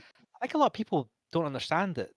I think we chatted about this raw, and there was a few others on the gaming night. I don't want to name drop or that, but there's a few other guys that were in here, and um, that is what you would expect in a Fallout universe, though. It's Mhm. not a nice place. It's not a nice Yeah. place, and yeah, and it's for me that is true Fallout. That's the sort of stuff you would encounter. And as Mhm. grim as it is, it's realistic. So It is, you could make that point. Yeah, it's true. It's what you would experience. If it was a real world too, you'd also have to go to the bathroom, and we don't have like yeah, like animating P mods. You yeah. don't have like a poop meter on your character, but that's real. You would have to find a place to go to the bathroom. So Yeah, I some think that people appear to be really clean as well, and like top haircuts as well. It's like, where are these barbers kicking around? yeah, exactly. So, I Yeah, mean, just the fact that you would encounter it in a real world version of this doesn't mean that it's an element that you need to pick up on and enhance and draw attention to in the game itself. There's ways of, making innuendo to it or having it told through dialogue, perhaps. So, yeah, I understand that perspective, but I do think that it's controversial, and I think that there's a variety of feelings about it, and I think we should do our best to be sensitive to all of those. absolutely. Yeah, Is there absolutely. something But that you I'm would I'm like to? going I'm going. Sorry, Rod. Just one last thing I was want to say about this. But I guess like I think I'm more in the old school mindset because I used to watch movies that have clearly influenced Fallout, like Mad Max, and Hmm. and there's the book as well, A Boy and His Dog, and things like that. And you can see the influences in there, and then when you watch actual movies that were, again, 80s movies and stuff like that didn't hold back, that had like some very gritty and spicy stuff in there. Yeah. Um, I do see why, a lot of people relate, especially myself, because I played Fallout 1, and Fallout 1 was considered dark. I've mentioned this so many times, like, it was a dark Mhm. thing. It was a post-apocalyptic environment, very, very Mad Max-like, but it also had, spicy content in there, and even Fallout 3, like you said, Drag, like I could mention a lot of things like slaver camps and things like that. But I just Yeah. think if we're sticking, and I know there's like quite a few camps in the Fallout universe, isn't there, in terms of how they perceive it. But I'm always me personally the more darker side of it, because yeah, it's the stuff Yeah. I grew up with. But I just wanted to, put my point across in terms of that. Yeah. I totally understand that perspective. I just, I guess if it's not already in the game, from a modding perspective, I don't feel the need to enhance it and put it in people's face even more than it already is. Yeah, yeah. So yeah, there's a lot of people that get triggered by different things, and I would hope to toe that line responsibly and be respectful. And um, yeah, Have you seen how long we've been streaming? We've been streaming for 2 hours. Holy shit! yeah, she's been gracious and quiet in the corner, but she does have to get going, so there's going to be some noise on my side. So were there any like last questions that you wanted to make sure to get in before we wrap up? Do you feel like there's something that the modding scene should let go of, something that it should progress from? Something that it should progress from. Yeah, I think that there's a lot of, and I don't want to put anyone on blast. There's a lot of old texture mods that used old techniques that still get used by a lot of people, and they're very high file size. Not the greatest quality of texture mod, and I feel like there's some of those old, once staple texture mods that new texture mod processes and techniques just far exceed what was being done 10 to 15 years ago. And so I think if we could shed some of those outdated texture mods and just update it with new textures, I think anybody using some of those old, outdated texture mods would be better off for the new stuff. What is your favorite cold cut Subway sandwich? The veggie, man, I'm vegan. Oh, okay. So what's in there? What's in there? Oh, it's just vegetables, man. Just Just plants. vegetable, just plants. Oh Just man. plants. If I'm going for vegetables, give me some broccoli, some sweet potatoes, some rice, some tofu, some mushrooms, some Brussels sprouts. I'm good. Yeah. Sauce? Any sauce? Yeah, let's get some tahini or some guacamole or something, like, something in there like that. And before anybody jokes about me being a scrawny vegan or something, just also know that I am a jiu-jitsu black belt and have trained jiu-jitsu for 18 years, and so yeah, that is not an issue. Yeah, we'll get some He knows footage what he's of him doing. next year or this year at the New Vegas event. Yeah, yeah, we can set up some mats if anybody wants to roll. We'll ten see. dollars a roll. I'm coming over. I'm coming over. Yeah. I want to scuffle. I want to scuffle with Dragbody. Maybe not with any malice though, but Yeah. I do have to wrap it up. Yes, sir. Can you talk to Oh, us sweet. about the concept of opportunity costs and how they relate to modding? Oh yeah, opportunity costs. So opportunity costs is it's something that I think about with modding a lot. In business, an opportunity cost it's what you get for what you give up, and so a good example of an opportunity cost would be, we talked a lot about the frontier last time. And one Mm, of the things that I think is one of the greatest tragedies of the way that the frontier ended up working out was the opportunity cost of having the mod team that it had, and how much of their time it took up. So when you look at the great modders that were a part of that team and how much work they put into it, if you just think about assuming that they had put the same amount of mod effort into other mods that were not connected to the frontier. Think about the mods that we would have had from those same creators, and all of those mods that we could have had but don't. That the frontier is the opportunity cost of that. So we got the frontier instead of those mods, and opportunity cost as well is any mod that you're working on is another mod that you're not, or is 10 mods that you're not. And so I really think that time is the most valuable asset that a modder has, and choosing what you're going to work on, knowing that there's so many things that you're leaving untouched as well. Another thing that I was thinking about after our last chat, you had asked, about things that I wish all mod users knew from a modder's perspective, and I mentioned the idea that I think it's important to keep in mind that modders are people, and I'll add, I mentioned that I've known a lot of modders over the years that have struggled with depression, and I said I didn't have any one person in mind because it's just a lot that I've met, and then one of my friends reached out after that interview, and he said, "Man, I thought you were talking about me." And thought, "Holy shit! I didn't even know you struggle with depression." like, Oh, like wow. I didn't even know that he would be on that list. I It's the could, reach. if This is the pressed, put in this is the reach of the Rawcast. This is. exactly. Yeah, Yeah. great. That's great. That's great. Well, it's just that, like, again, I don't have any one person in mind because it's just something common that I've seen, and this person thought I had him in mind, which of course I didn't. Oh, Um, but another thing that I wish that I can name two things that I wish everyone knew from a modder's perspective. One, if you thought I was going somewhat deep before with the AI suffering thing, I'm going to read a quote from a talk given by Martin Heidegger, and it's called "What is Metaphysics?" And I ran this by Blue before we can I started. just say? Can I just? I'm going to cut you off Yeah, before he yeah. starts. Before he starts, this blew my mind, and I had no idea what was going on. So, chat, chat. So raw. Please, We'll please, see. Raw. If you can understand this, right?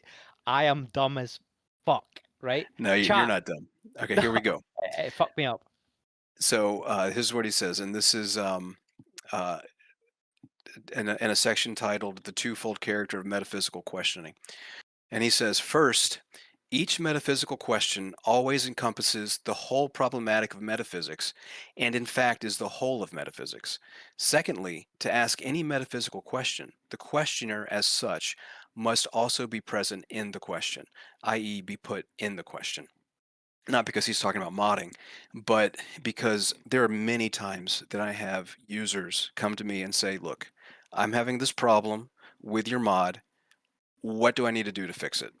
And what I want to communicate to them is that if you ask me a question about a mod, you're not asking me a question about a mod. You're asking me a question about your entire mod list.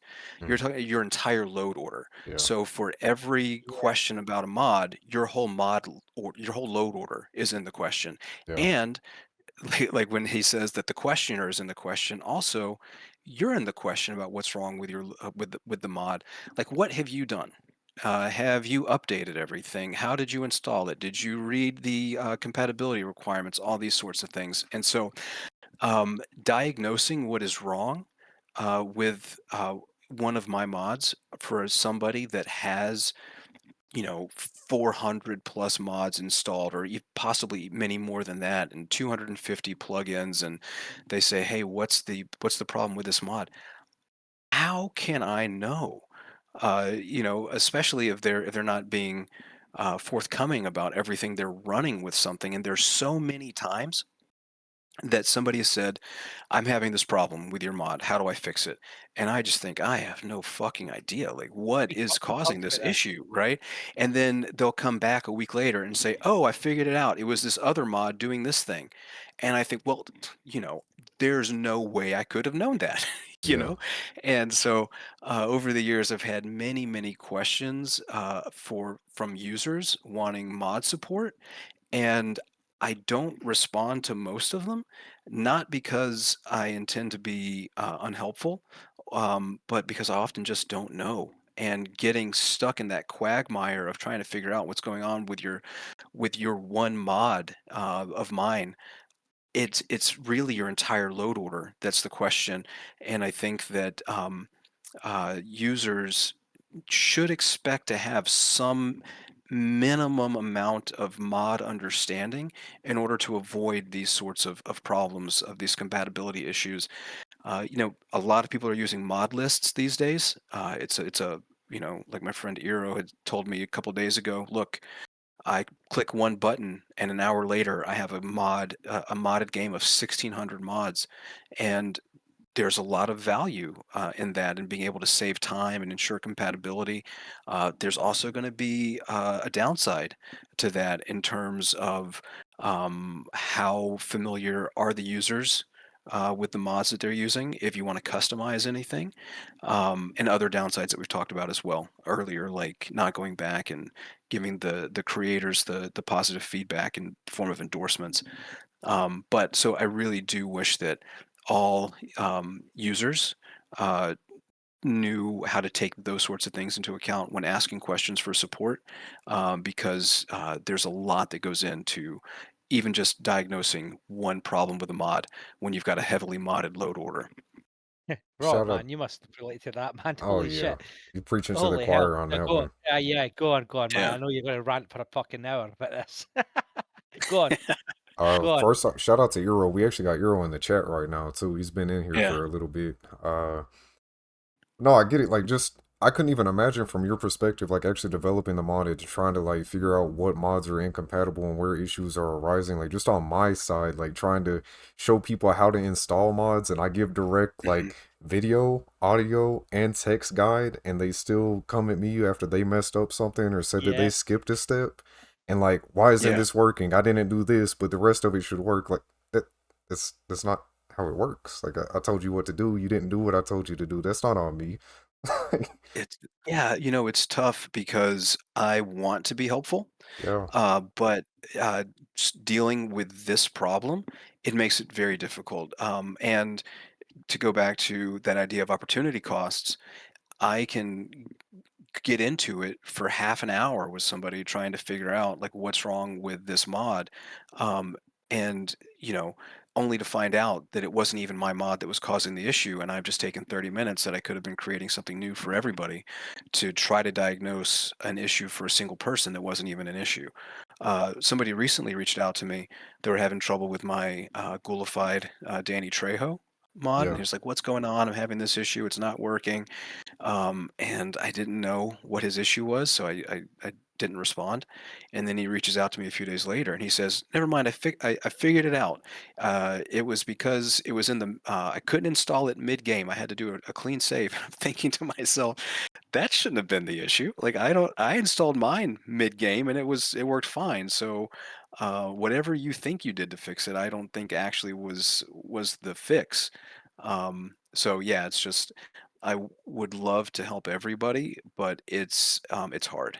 And there's a lot of users out there that are used to troubleshooting mods that are much better actually at diagnosing issues. And I do appreciate all the people that take the time, like Earl of Pancake, doing things to help users sort their issues out. Because one, I don't always have the time, and even when I do have the time, I don't always know the answer. On the topic of like remasters, remakes, and stuff, Todd Howard, in referencing the recent interviews again, Todd Howard was saying that he's anti-remake. And just a brief clarification between what remake and remaster is for anyone confused. Remake is when they're actually kind of like redeveloping the game. They go in and like change code. They rewrite code from like the root up. And remaster is just like what they did with Oblivion, more or less, where they put a fresh coat of paint on top of everything. He's anti-remake, prefers Oblivion-style remaster. I have my opinions about why that probably is. Like, it's cheaper, it's faster, it's easier, less resources that they have to expel. But they also confirmed that they're going to be returning to form with the Elder Scrolls 6. It seems like they learned a lot of stuff from Starfield. I had planned to ask you about this, but you haven't even played Starfield. Have you at least heard about like the procedural generation and how they implemented that into the game? No, no, I'm not. Not Well, one that would have an opinion on that. disregard. Yeah. um, yeah. So my approach to Starfield was that I figured I would either love it or I would not. And either way, it wasn't worth playing. Because I got into 76 for a while. Back in maybe, yeah, 2023. I got really heavy into 76. It's actually a fun game. I was playing with some friends from my gym. I was in kind of a burnout phase with some Fallout things for some reasons, and with some New Vegas things. And I just liked the experience of coming home, grabbing my controller because I was playing on my PS5, and just playing a game that you could run around in for hours with your buddies. And it was a lot of fun. And it was so much fun, I was spending way too much time doing it. I would wake up in the middle of the night, and instead of going back to sleep, I'd say, fuck it, let's go get some XP. And I was just playing way too much, and I had to go cold turkey. That trip that I mentioned earlier, where I went to Las Vegas, that got me off of 76 for about 10 days, and I just never turned it back on because it was just taking up too much of my life. And so I figure either Starfield is going to be like that, where I love it and I'm just going to play it all the time, which I don't need that sort of distraction in my life because I've actually got real life adult responsibilities, Right. or it's going to be like Fallout 4, where I'm going to play it for a few days and go, I see why some people might like it. I want to go back to New Vegas. Um, so either way, I just figured it's not worth my time. I'll skip this one. I've got a personal question, Yeah. personal like gaming question sort of thing, in terms of Fallout, obviously. Do you think that settlement building belongs in a Fallout game? You know, I didn't enjoy it. Does it belong in a game? I think that if the way I always related to settlement building was just give me the GEC. If I want to build a settlement, I'll do it in the form of a mod, not Yeah. out of necessity in the game. You know, so being in the game and having like in 76, you've got this budget of how many resources you can use. I felt like so much of my time in Fallout 4 was just gathering resources so that I could build things. It wasn't my favorite. It didn't feel like I was exploring a game universe. It felt like I was doing chores. And if I want to go and build something really cool, that's what GEC is for. So I could see it being an interesting mod for people that maybe aren't GEC savvy, but still want to world build. Okay, have it as an option, but definitely not as you have to do this to progress the main quest line. When you say geek, right? See, right, and I totally agree with you, right? Yeah. I will say I do like a bit of obviously I love the story of Fallout and stuff like that, the main quest, the side quests and stuff like that. But there is occasions where I would drift off and do a bit of settlement building, but I would use the console Mhm. and cheat essentially, and I would Mhm. like give myself resources, and I would build that kind of stuff to make it kind of easier for myself because my God, like collecting resources and stuff like that. Sorry to use your name in it, but it was a drag, right? It was Sure. terrible, right? It was Yeah. terrible. It was really like it was boring. But when I completed the game and did all the things I used to do, that then I would build the base and things like that. Chat, help me out. Is there anybody else in the same sort of frame of mind as me, where if you wanted to create a little your own little Fallout environment, your little settlement, you would do it after you completed the game, or would you continually grind? Because I know in Fallout 76 you have to grind and do that and build your settlement, but it was better because it was with your friends. It was co-op, right? Drag, what do you think? Yeah. Um, yeah, I'm going to stick with it. If you're having to use console commands to have fun with it, something's broken. Yeah. Yes, I've yes, I said this agree. so many times. Like Fallout 4 is a terrible role-playing Fallout game. It is an Yeah, amazing Yeah. survival crafting game when you mod it with something like what we've been playing Fallout Anomaly to where it feels a lot more like Stalker. It's great as a survival first-person shooter adventure type thing, but as a role-playing game, it is horrendous. Can I just say, sorry, Rock, can I just say as well, and this is pertinent because it's gone back to mods. Like you know the Fallout, what was it called? The settlement mods. What was it? Fallout, it was like a sim settlement mod or something like that that dedicated itself to, you know, getting settlers in. What was it called? Oh my god, it completely escapes me now the name of it. But it was sim settlers or something like that. Yeah, sim settlements. Yeah. That's it, sim settlements. But like that, if you're into that sort of stuff, that mod is like incredible. But going back to, you know, the principle of mods and how bad Fallout 4 was in terms of like I don't know, uh you know, the storyline, the basically the replayability. There was a little bit of replayability in terms of checking out the factions, Railroad, Brotherhood, all that sort of stuff. But Yeah. it was all for me. It was mods, right? hmm And if you liked the sort of settlement building aspect of it, those mods were like top drawer. They'd be like, you know, a go to if you wanted to do that sort of thing. Um, Totally. and I I guess it's like it's just your personal preference at the end of the day, isn't it? When you, but if you, but the thing is, you have to have the tools to sort of adapt and change Fallout, which again is essentially why modders are doing it. Modders are and having that freedom, which is like amazing, which I totally love, and that's the only reason I go back to Fallout 4. Like I was saying off stream, drag to you, was that's the only reason I play Fallout 4, right? Modder saved it for you. Yeah. Yeah, absolutely, yeah, I yeah. hear you. What's your opinion? Well, my opinion is that your position totally makes sense, and my other opinion is that I've got to wrap here, or I'm going to. Yeah, yeah, sure thing. Roger that. Yeah, Sure, sure. yeah. Like last time, I feel like we could keep going because it's fun chatting with you guys. But Mate, there's gonna be a part 3, isn't there? There's gonna be a fucking part Everyone 3. drop a like, drop a W if you want to see a part 3 Dragbody in a couple Part weeks. 3, Dragbody in there, man. yeah, we could do it more like a rawcast next time. You don't have to ask me questions. My opinion is only my opinion. But we can just shoot the shit. It would be an honor. Yes. All right. Well, it's fun talking to you guys. I appreciate you having me back. Yes, sir. And Take care of yourself, bro. yeah, you too. Cool. Can I just say, oh, fucking hell, he's gone. But hey, no, let's just say, hey, for the benefit of the people in the chat and stuff like that, how good was it?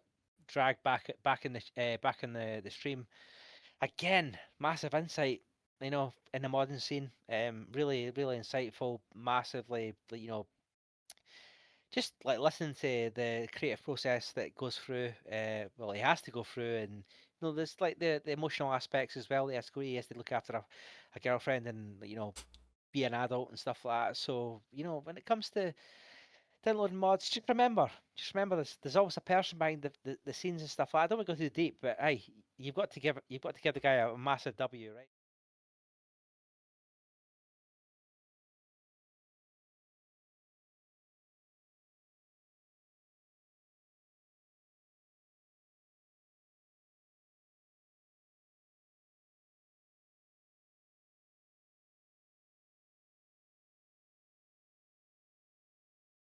Drag, listen, we know you've got a family, you've got all this sort of thing. Yeah, you know, I got a we're not, girlfriend. yeah, Girlfriend. Yeah. right. Tone it down. Yeah, Slow down. we She, yeah, we get it. yeah, I don't know if there's a pregnancy test I don't know about, but Oh currently, shit, yeah. man, here we go. Let's give it another half hour Just and remember, and you power guys heard through. about Drag Baby here first on Raw Tactics. Drag baby. Oh, drag baby. Yeah, Oh yeah. my goodness.